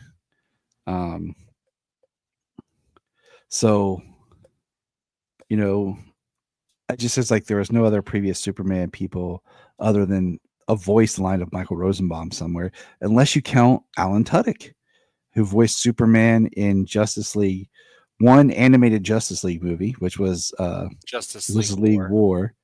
But then Alan Tudyk has major DC cred, both animated and live action. Yep. So Dr. Phosphorus, Mr. Nobody, Joker on the Harley Quinn, Clayface on Harley Quinn, Van Wayne on Powerless. Yep. You know, so, but other than but Alan Tudyk, once again, it's like you're doing a voice of something kind of actor. Like, who do you get? Him. I mean, he did iRobot, he did K and Star Wars. But Metamorpho was amazing. The scene where he starts crying when the guy gets shot, which is probably one of the best scenes in the movie. You feel it, and then his line deliveries and everything when he's like, I can't make a son, but I can make something like a son. And you're like, oh, sweet.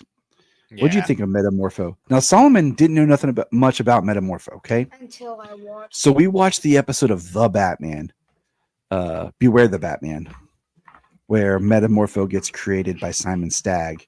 So Solomon was kind of, so when we see the scene of Rex sitting on the couch, he's like, there's Sapphire. And then we saw Stagg Industries, the one scene. But what did you think of Metamorpho, buddy? I think Metamorpho, I really like Metamorpho. I really think he is just a guy who Lex Luthor captured to basically kill Superman. But he does not want to kill. He doesn't want to hurt anybody.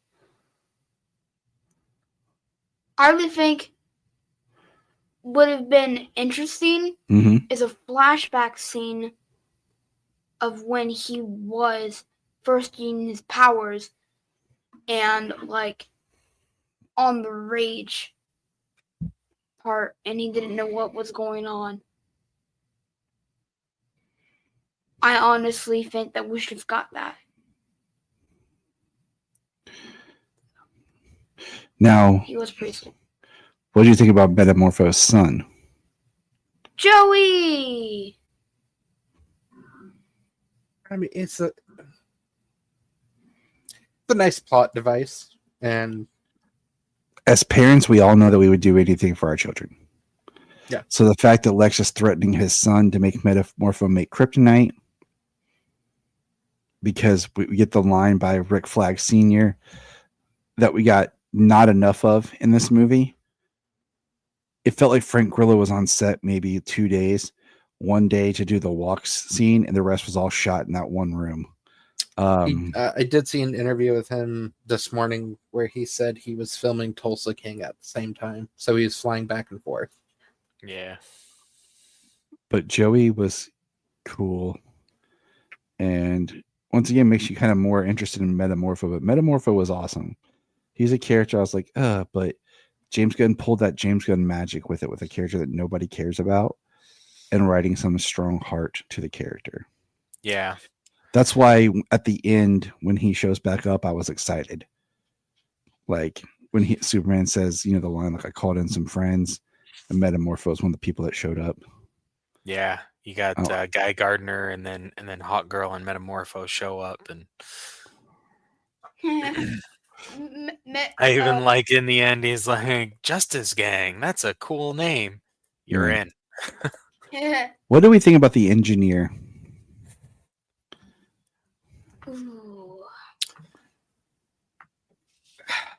I mean, she was pretty cool. I mean, she's just another villain, plot device, creation by Lex Luthor. I was a little let down. Was she misused here instead of the Authority? I don't know. I don't have enough familiarity with her. I just know that she's more with the Authority, and I guess from what I've seen, she's similar in ways, except for being like, Silver Surfer metallic. But I kind of wish the nano machines there had been a link to the Authority through her, something kind of hinting at that. Like you said, she was a villain that's, not really a Superman villain, just a DC villain that they used in this, which was fine. I kind of wish it was Parasite though. Yeah, me and Solomon really want Parasite. It was a different villain, but she reminded me just more like a Brainiac almost, where she like connected with the computer and the way her powers worked and stuff. She was serviceable. It felt like she was there to fill his lungs with nanites at the end. And steal the message from the fortress, which we'll get to. I found it more interesting in the scene where she's arguing with her Lex, when she looks like she's just wearing a sports bra and pants.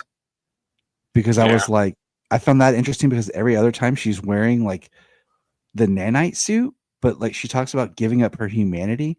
So I thought that suit was always on her, or like she had to take like, you know what I'm saying? Like I thought it was like her Well, skin. we saw when she flipped over, she switched her hands to her feet and her head, Right. Like so from we saw. upside down to, so she can basically change or do or look however she wants, I guess. All right. Also, Crypto. why would you call her the engineer? That's her name in the comics. I don't know. Crypto. Scene stealer. I know. I know. I no complaints on Crypto. He's the I don't- goodest boy ever. I loved Crypto. He worked. He's not even that good of a dog. I wish he would have used heat vision though. Like that was the thing. Like I wish he would have used heat vision. Just showing more of his superpowers. The speech, not even the speech, when Clark's talking to Lois after Crypto's taken, and he's like, he's not even that good of a dog, but he's out there and he's alone and he's probably scared. I literally, like, in the theater, I'm like, that's Superman. Like, right there.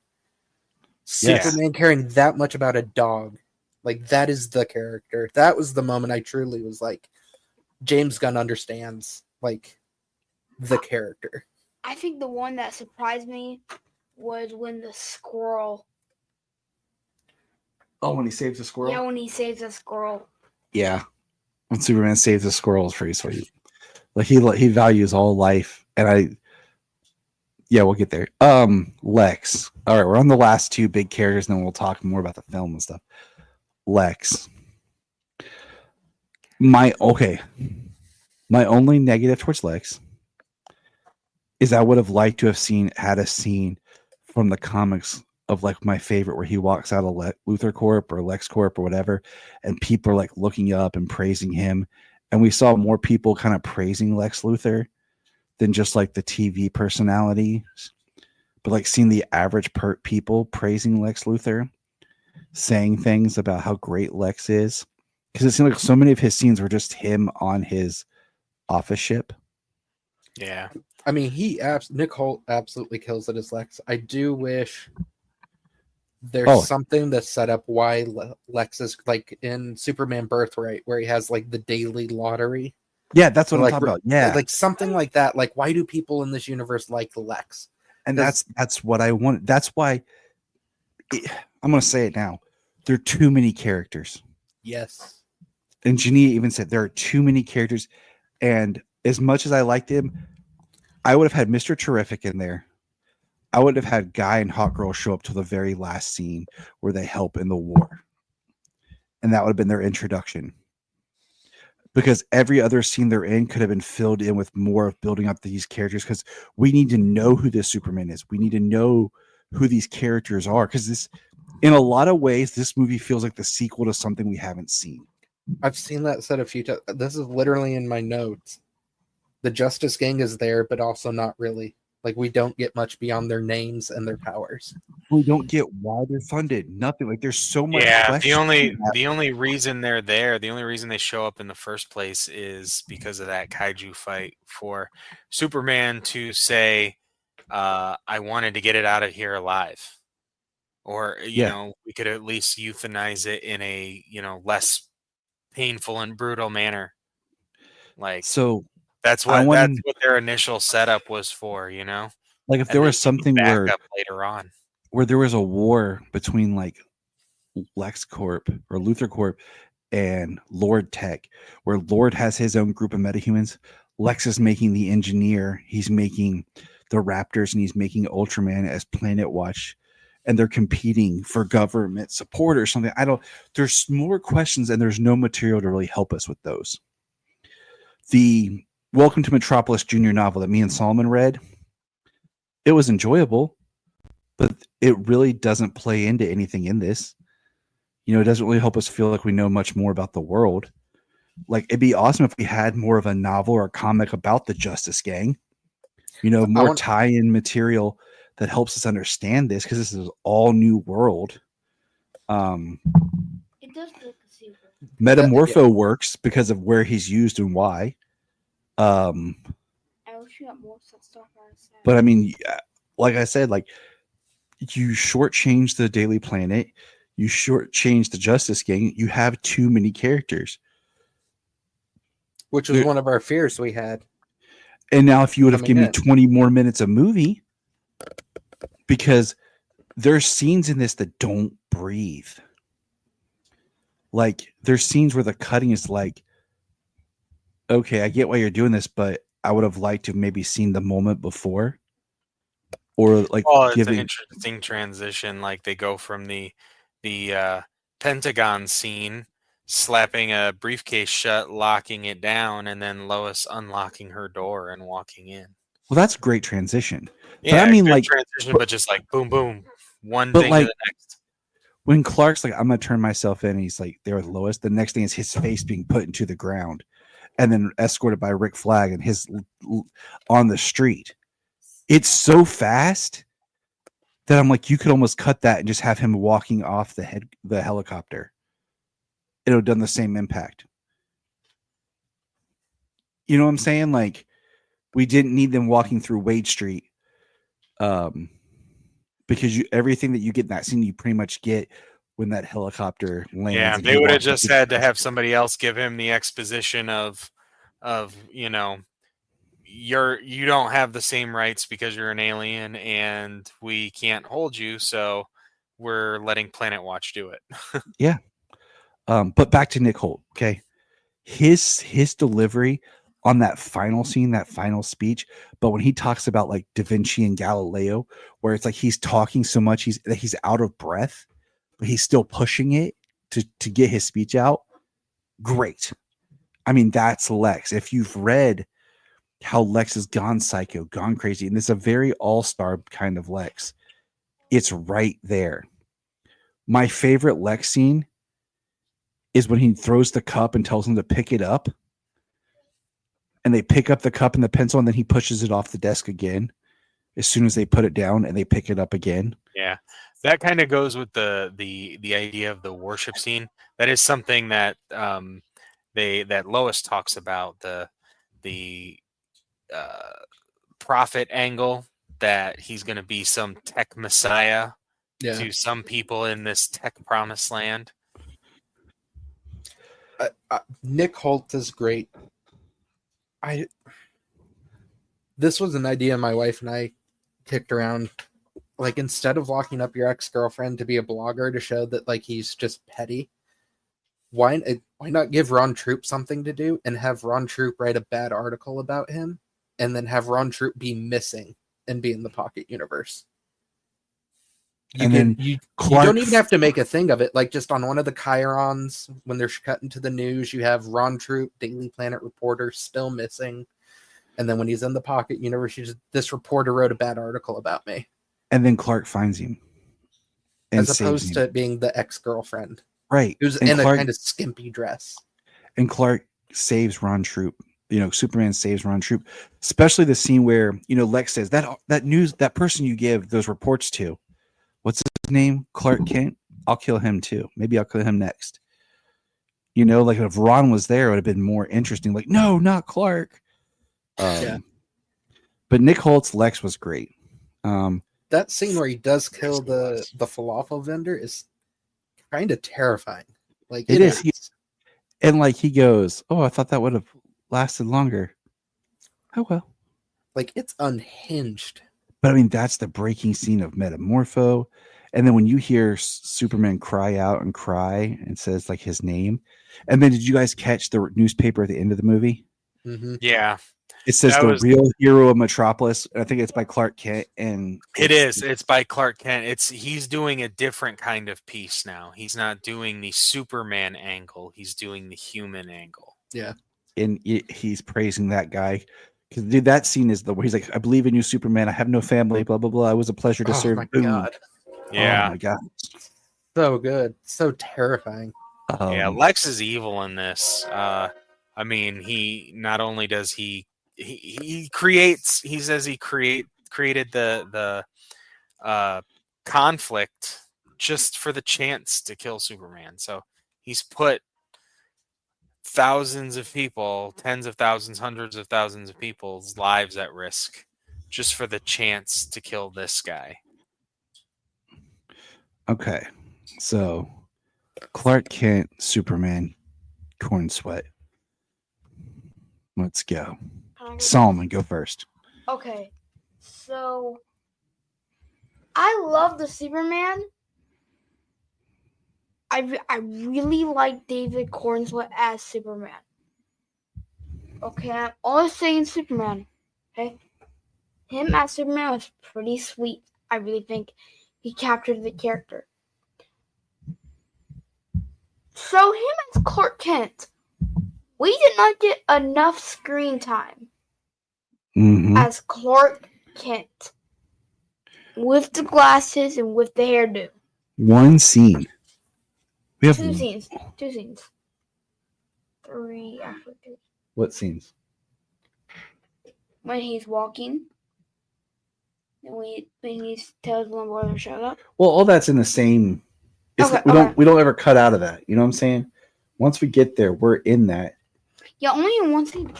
So one little scene is he actually Clark at the Daily Planet, and that was disappointing because I really wanted to see him bring this character to life with Clark, but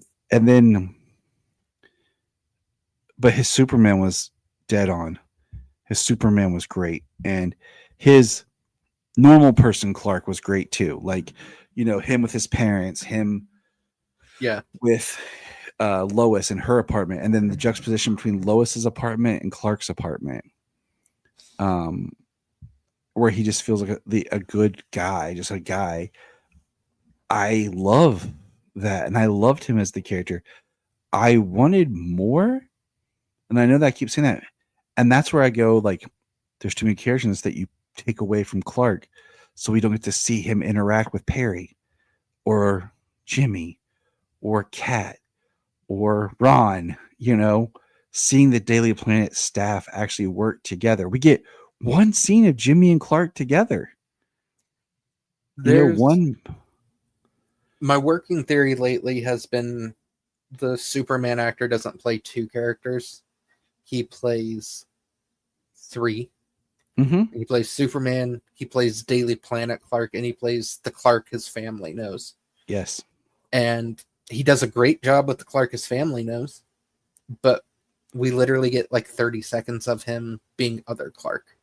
And even in that, the majority of that's him bantering with Lois, who knows he's Superman.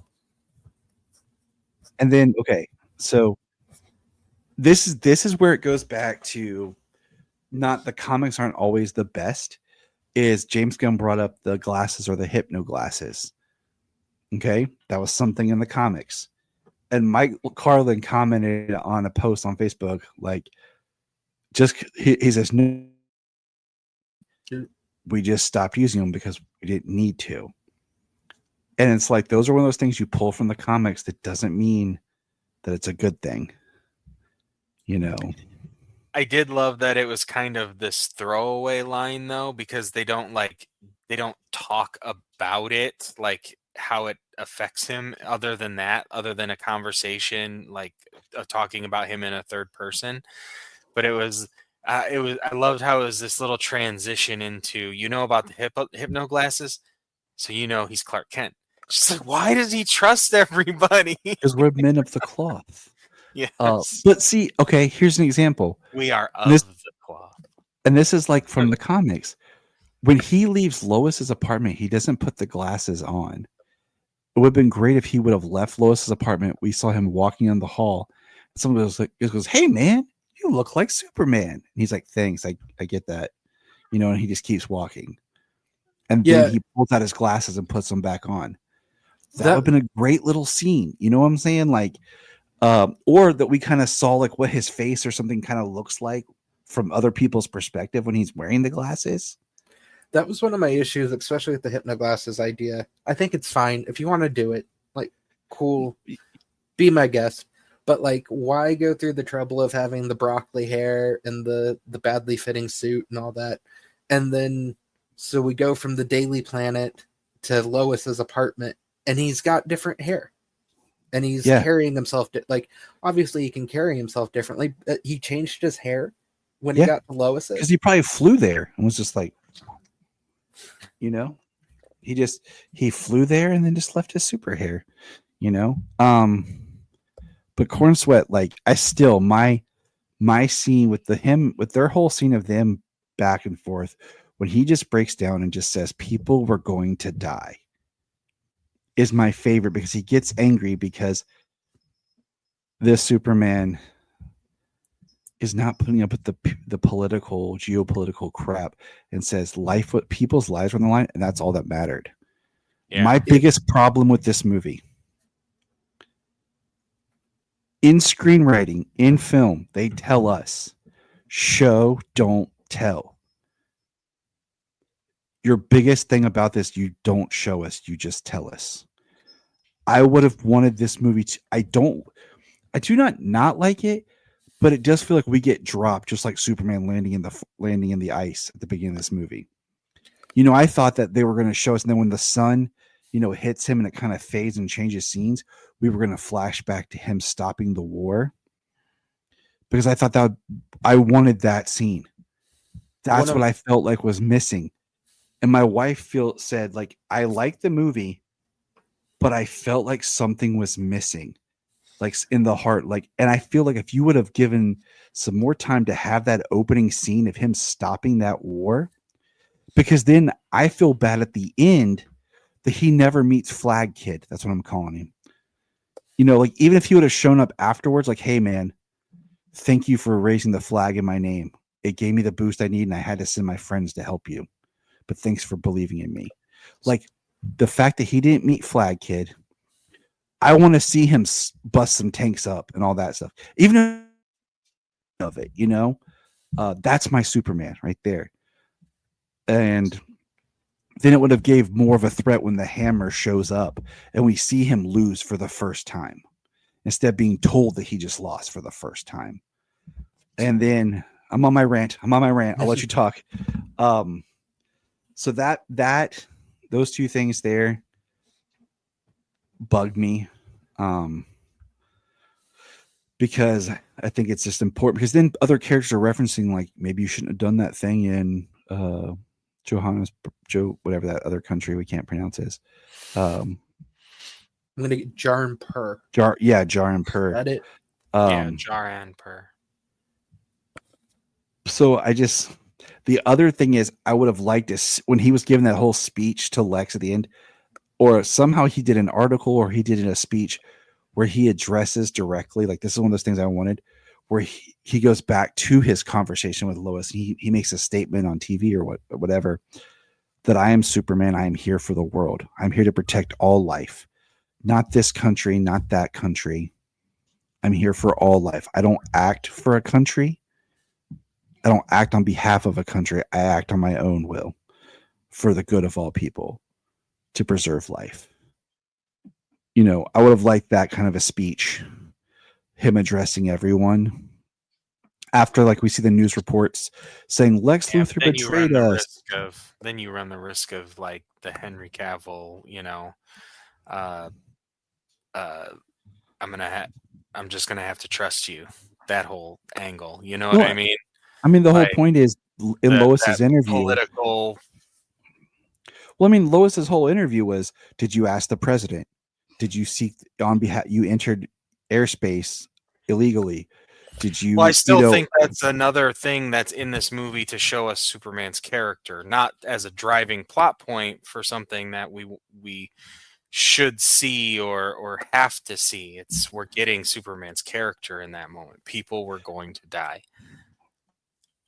Also saying that audiences sometimes need to be told directly. They can't always piece, like, oh, that's what he was doing. No, they need to be told, like, because I'm here for everyone. Because we know how some people look at things. Yeah. Okay, my rant's over. I'll let Levi talk now. Two things.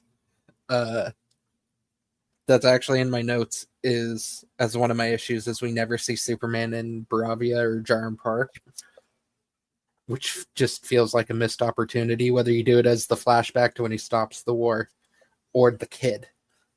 Take your pick. We should see him at least once there. But his whole interview with Lois, it made me think of not the Civil War movie, but the Civil War comic with Captain America. And when the mob and the press tell you, and the whole world tells you to move, your job is to plant yourself like a tree beside the river of truth and tell the whole world, no, you move. I feel like that is the interview with Lois right there. He's sitting there like, I don't care what the world thinks. People were going to die, and no one is dying on my watch. Yeah. Like this movie, okay, you said the Civil War, like this movie reminds me a lot of Captain America Civil War in the sense that, yes, this is a Superman movie, but much like Captain America Civil War is a Captain America movie, there's a lot of other characters that get play at the same time. Yeah. What else is my notes here? Okay. There's little things like I wanted to see that we didn't get, which is fine, like the signal watch. Some scenes of him just flying around the city or flying and people looking up. Like I would have liked. There's no Creature Commandos connection I could make. I was listening to see if there's anything about Bloodshot shooting a bullet, or him talking about being shot by kryptonite. Didn't hear that because I was curious about that. We didn't get him speaking different languages. And the worst one that kind of gets me, guys, do you realize we didn't get a shirt rip? Yeah. We never even saw him going from Clark to Superman.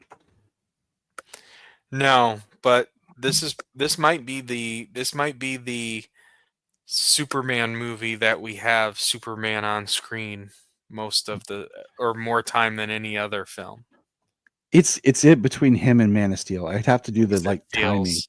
Yeah. Because Man of Steel, like once he puts on the suit, he goes back to regular clothes once for that short scene with Lois in the cemetery, and then he's costumed the rest of the movie. You're right. All right. Are some so now we're just kind of like talking openly, like favorite parts, good, bad, things that disappointed you. In the future, James and I are big on, by the time it hits digital, maybe we'll do like a commentary, and then we'll wait a year or two and do a commentary or something and have an open discussion beat by beat type thing. But so we're just kind of in talk territory right now. Let's hit the elephant in the room then. I think in the movie, the Kryptonian message. Do you guys still okay? Part of me believes that it's still false on the end. I have to believe that. And it's to me.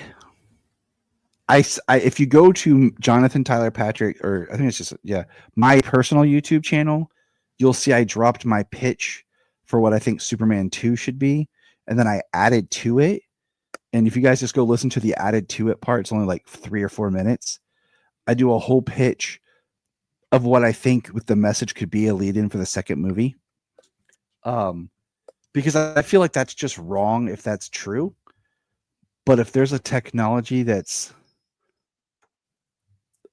out there, because I feel like Mr. Terrific should have identified it or something like later that there was an anomaly or something in it, because the engineer's technology is very advanced. So you're telling me her technology couldn't alter it to where even, the high-tech people couldn't determine that it was wrong? Here's my pitch. Here's what I thought was going to happen. Is Kara's cameo was going to be her explaining the Encryptonian to rule meant to like lead or guide people. And that was my hope. I know I went and did research after the second viewing because it's still bugging me a lot. There are versions where Jor-El does say your destiny is to rule them. And but they always backtrack. Like Smallville was one of the more recent ones, and the early Jor-El AI in that said his destiny was to rule. But by the time we got to the end of the series, it wasn't. So, and I just sent you guys the link to my thing. I just feel like there's some space in there. I don't like it, but I think that there's some space in there to kind of work with the sequel. And if you listen to my pitch, it makes more sense. Not saying I'm the greatest there is or anything, but Yeah. I think it it could easily be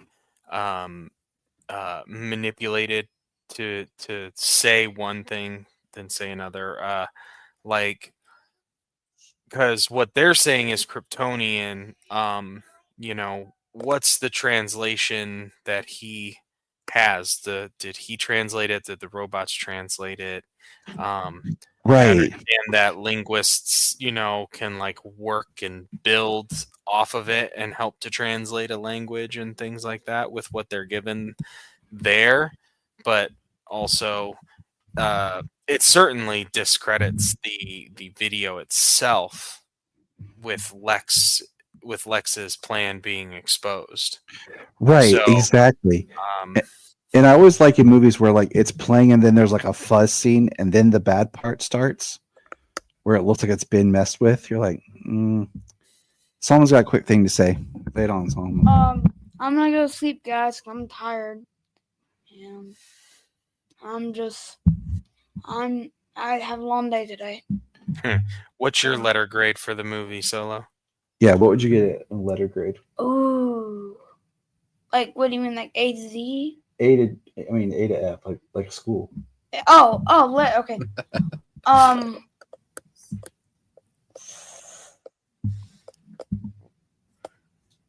Maybe like an A plus, A. Okay. I think just straight A. Okay, cool. Awesome. All right. Go get some sleep, buddy. Bye, guys. So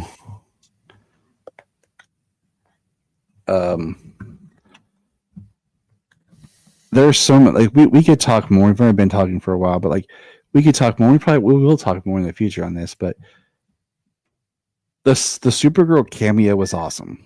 Yes. I like that. And I appreciate it. And the thing is, it sets up the Supergirl movie's arc. Like, I read the comic Woman of Tomorrow back in 2023 when James Gunn said they were going to base the movie off of it. And she starts off in a bar drunk.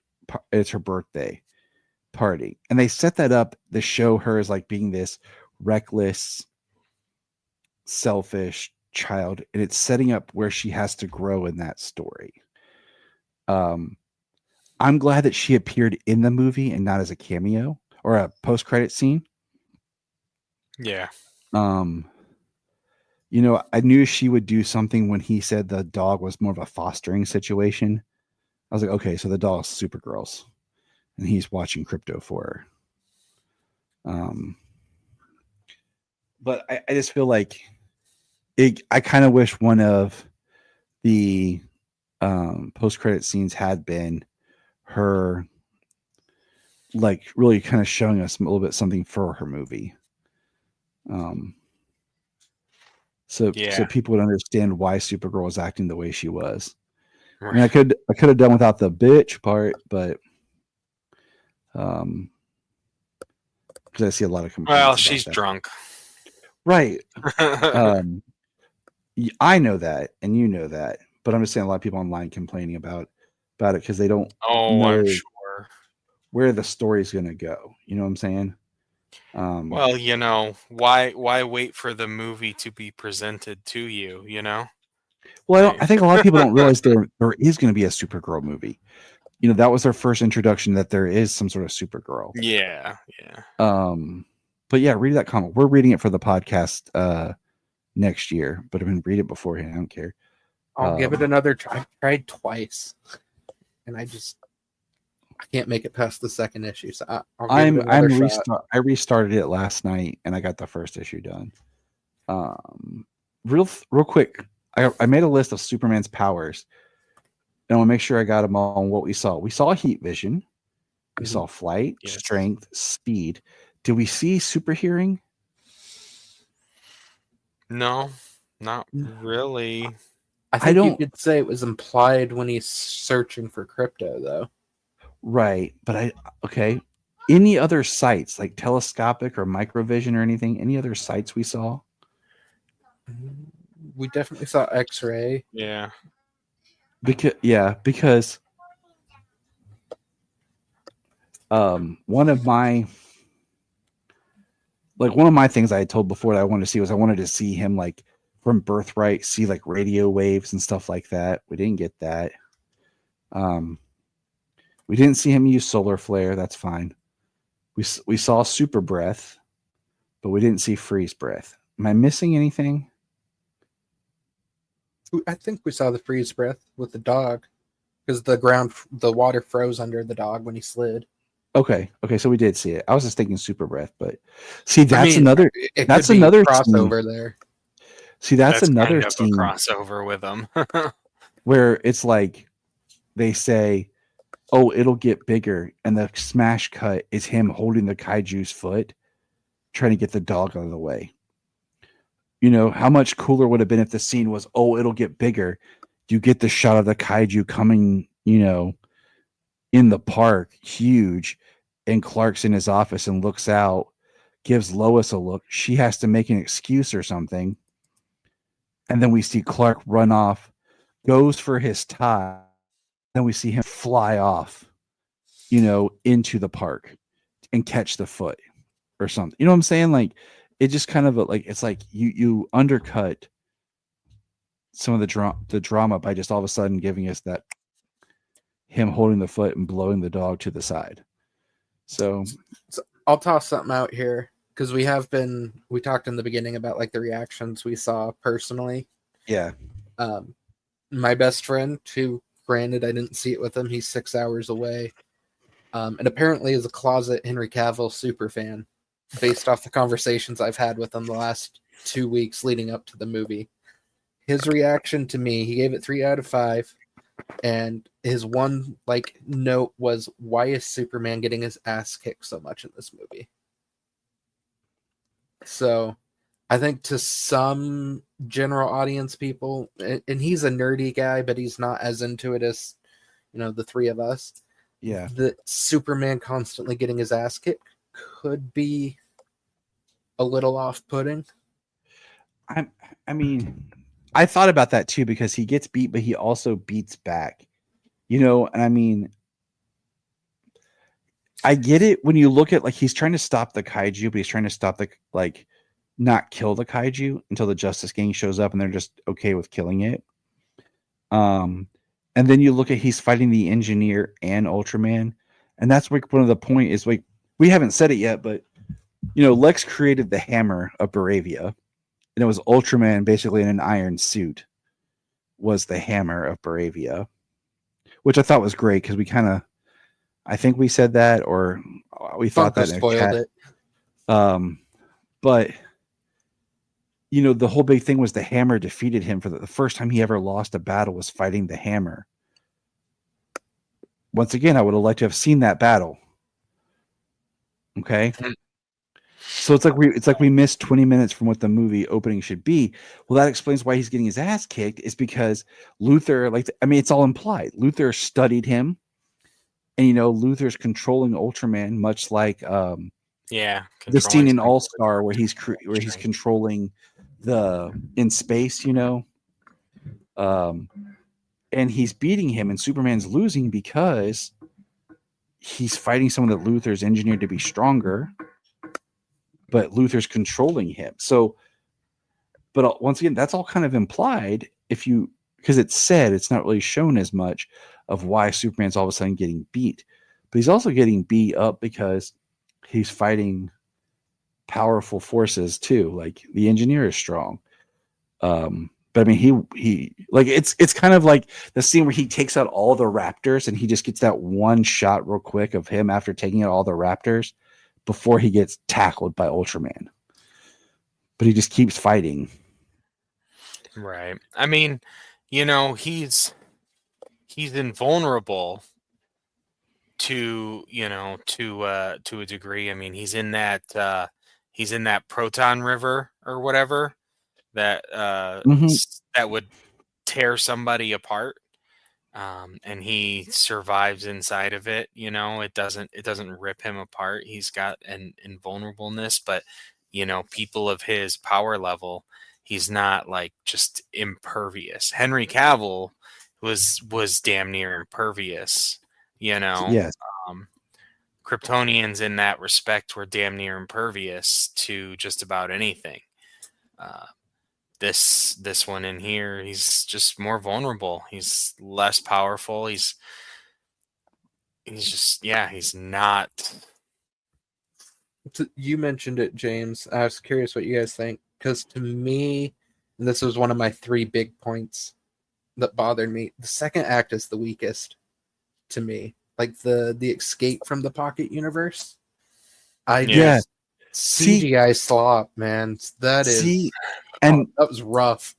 And that's where, like, I was watching it today, and I'm like, I could have easily dealt with him punching out, getting Joey, then getting Crypto, and when he grabs Crypto, is when this T-Sphere finds him, and he's like, terrific, and he's like, follow me, and they just fly out of there.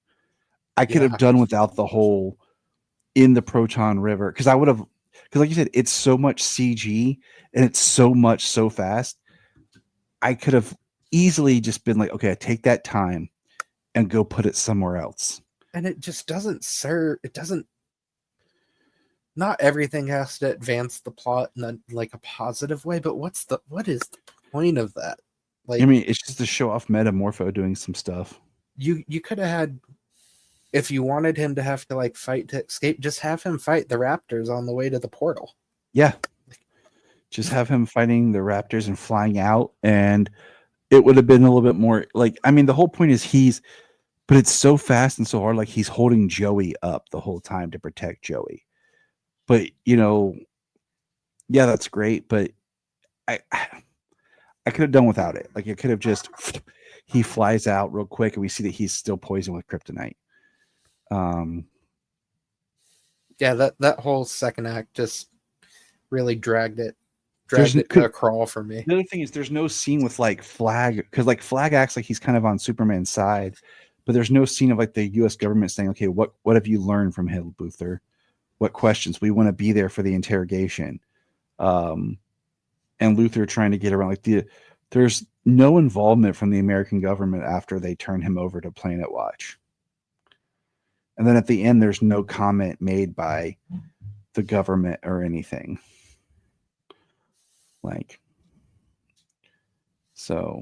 It's like they bring up some big stuff and then they just kind of drop it. There's the comment about, oh, I'm so glad you're good with the metahumans, Rick, since now they're the ones making the rules.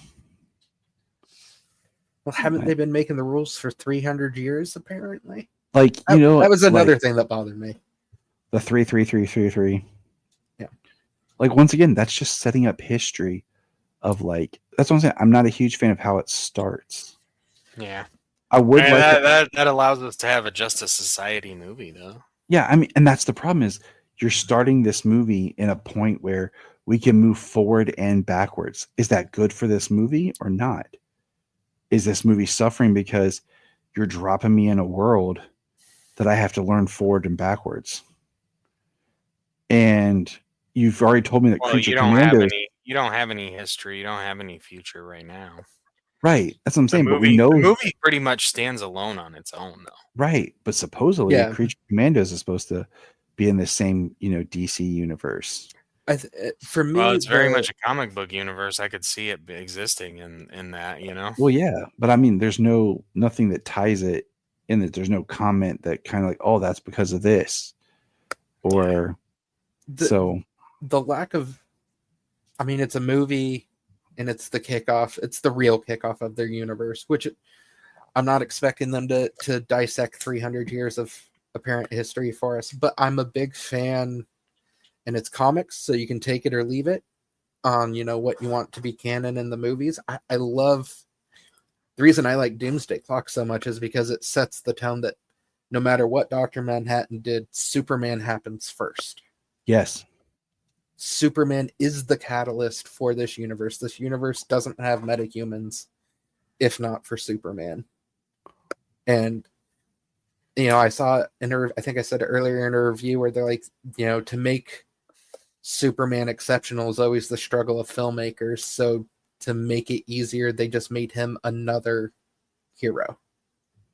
He's the strongest of them, but they drop you into the middle of a story and he is there. That's why I don't like they said, I don't like having the Justice Society before the Justice League. I like the Justice Society being the Earth 2 counterparts. But we'll take what we get, and but once again, it's like, what are we doing different on film so it doesn't feel like retreading the same things over and over? Each universe is different, though. Mm-hmm. Each universe is different. Each film universe is different. Each television universe is different. Each comic book universe is different. And in each comic book, and then in the comic books, you have multiple universes that are different. So to have Superman come out at this time where some have existed before this. Were they big and popular, or were they just kind of like hidden and unknown? It's this world is definitely a world. Like having a Justice Society before Superman exists. I mean, that's a timeline that's a universe with a linear timeline, where Superman is just the best of all of them, the best and the strongest of all of them.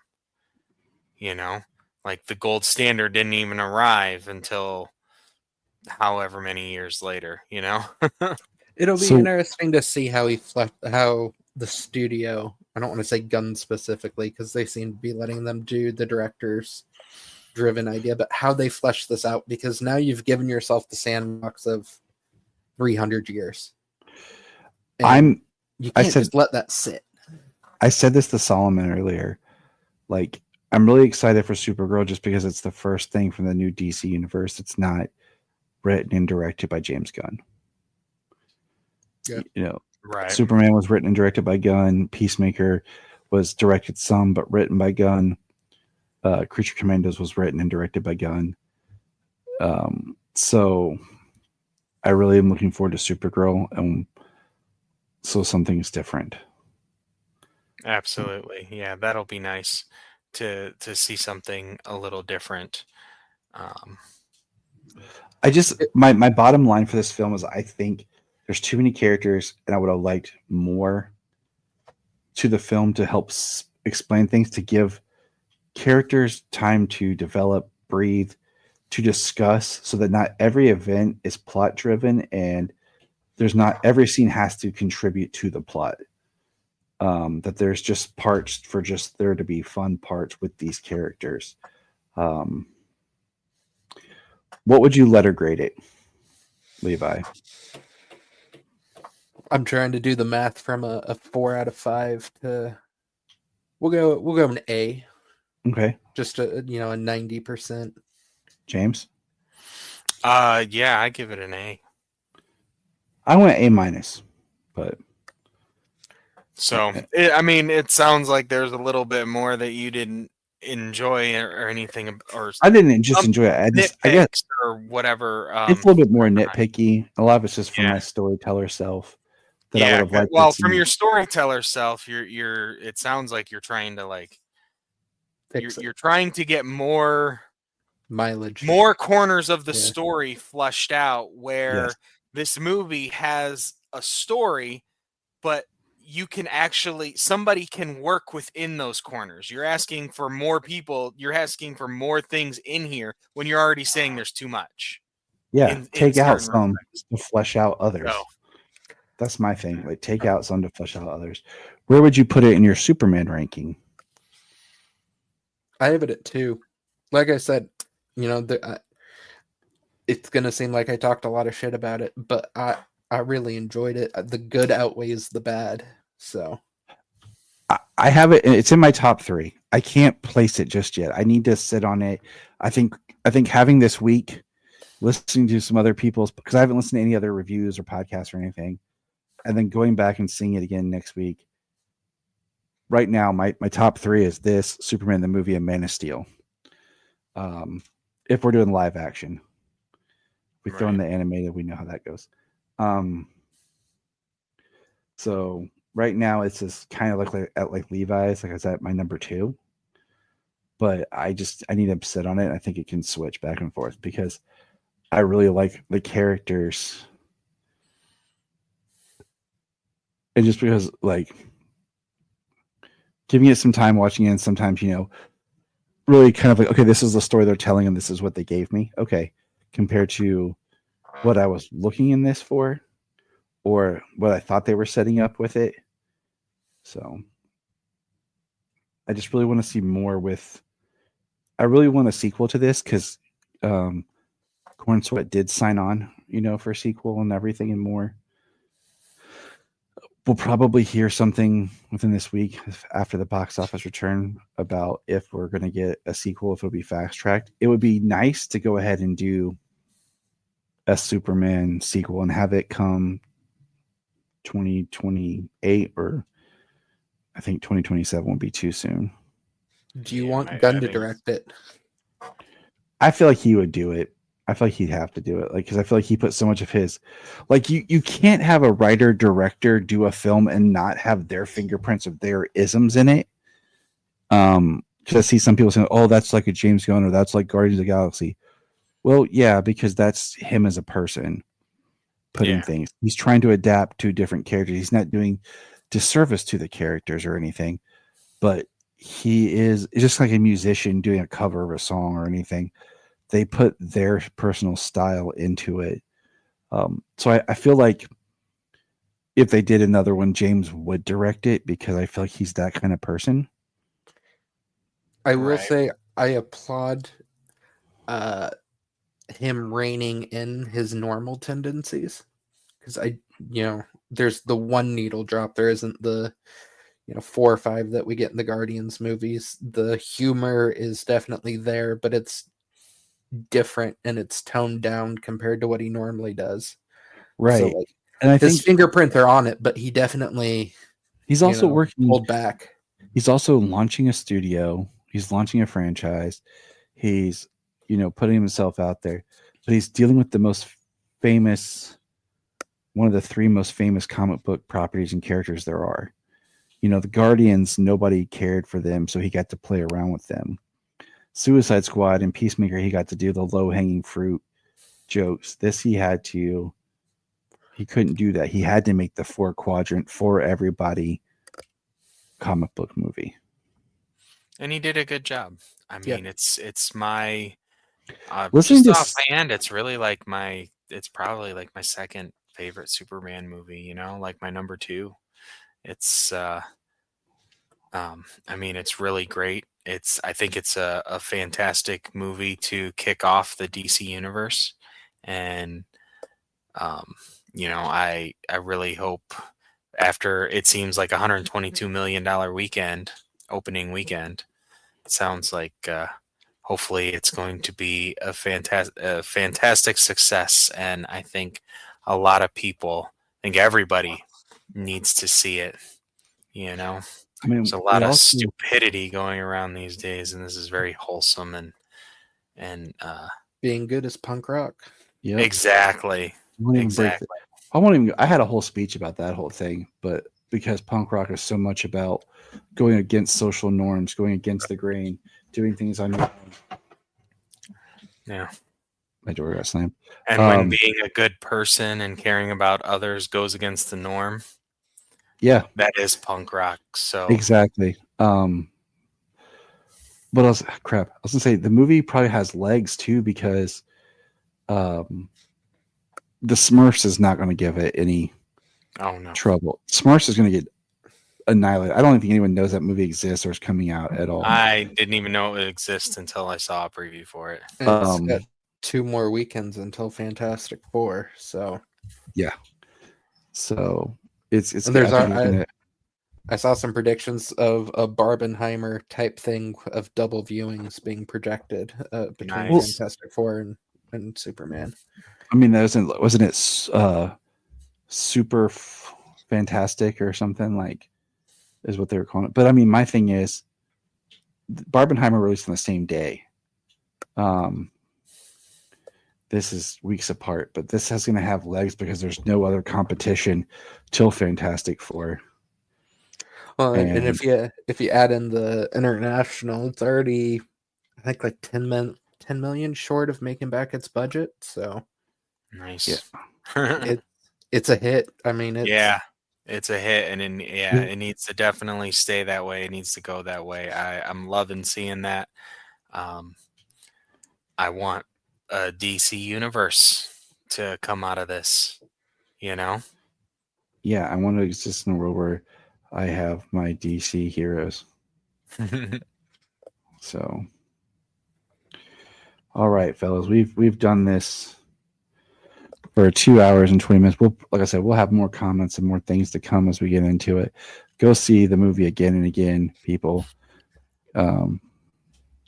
Yeah. So I'll probably be seeing it again when I come down to visit. We'll probably go see it again.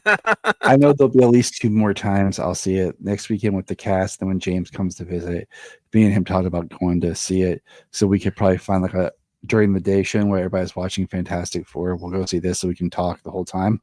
And be like, see this? What do you think? So Blu-rays are up for pre-order already too. Just throwing it out there. I know. Yeah, the steel books. I already ordered it just because but you know. All right, fellas, you guys have a good night. Listeners, you have a good night. Remember to look up and remember. Look up in the sky. It's a bird. It's a plane. It's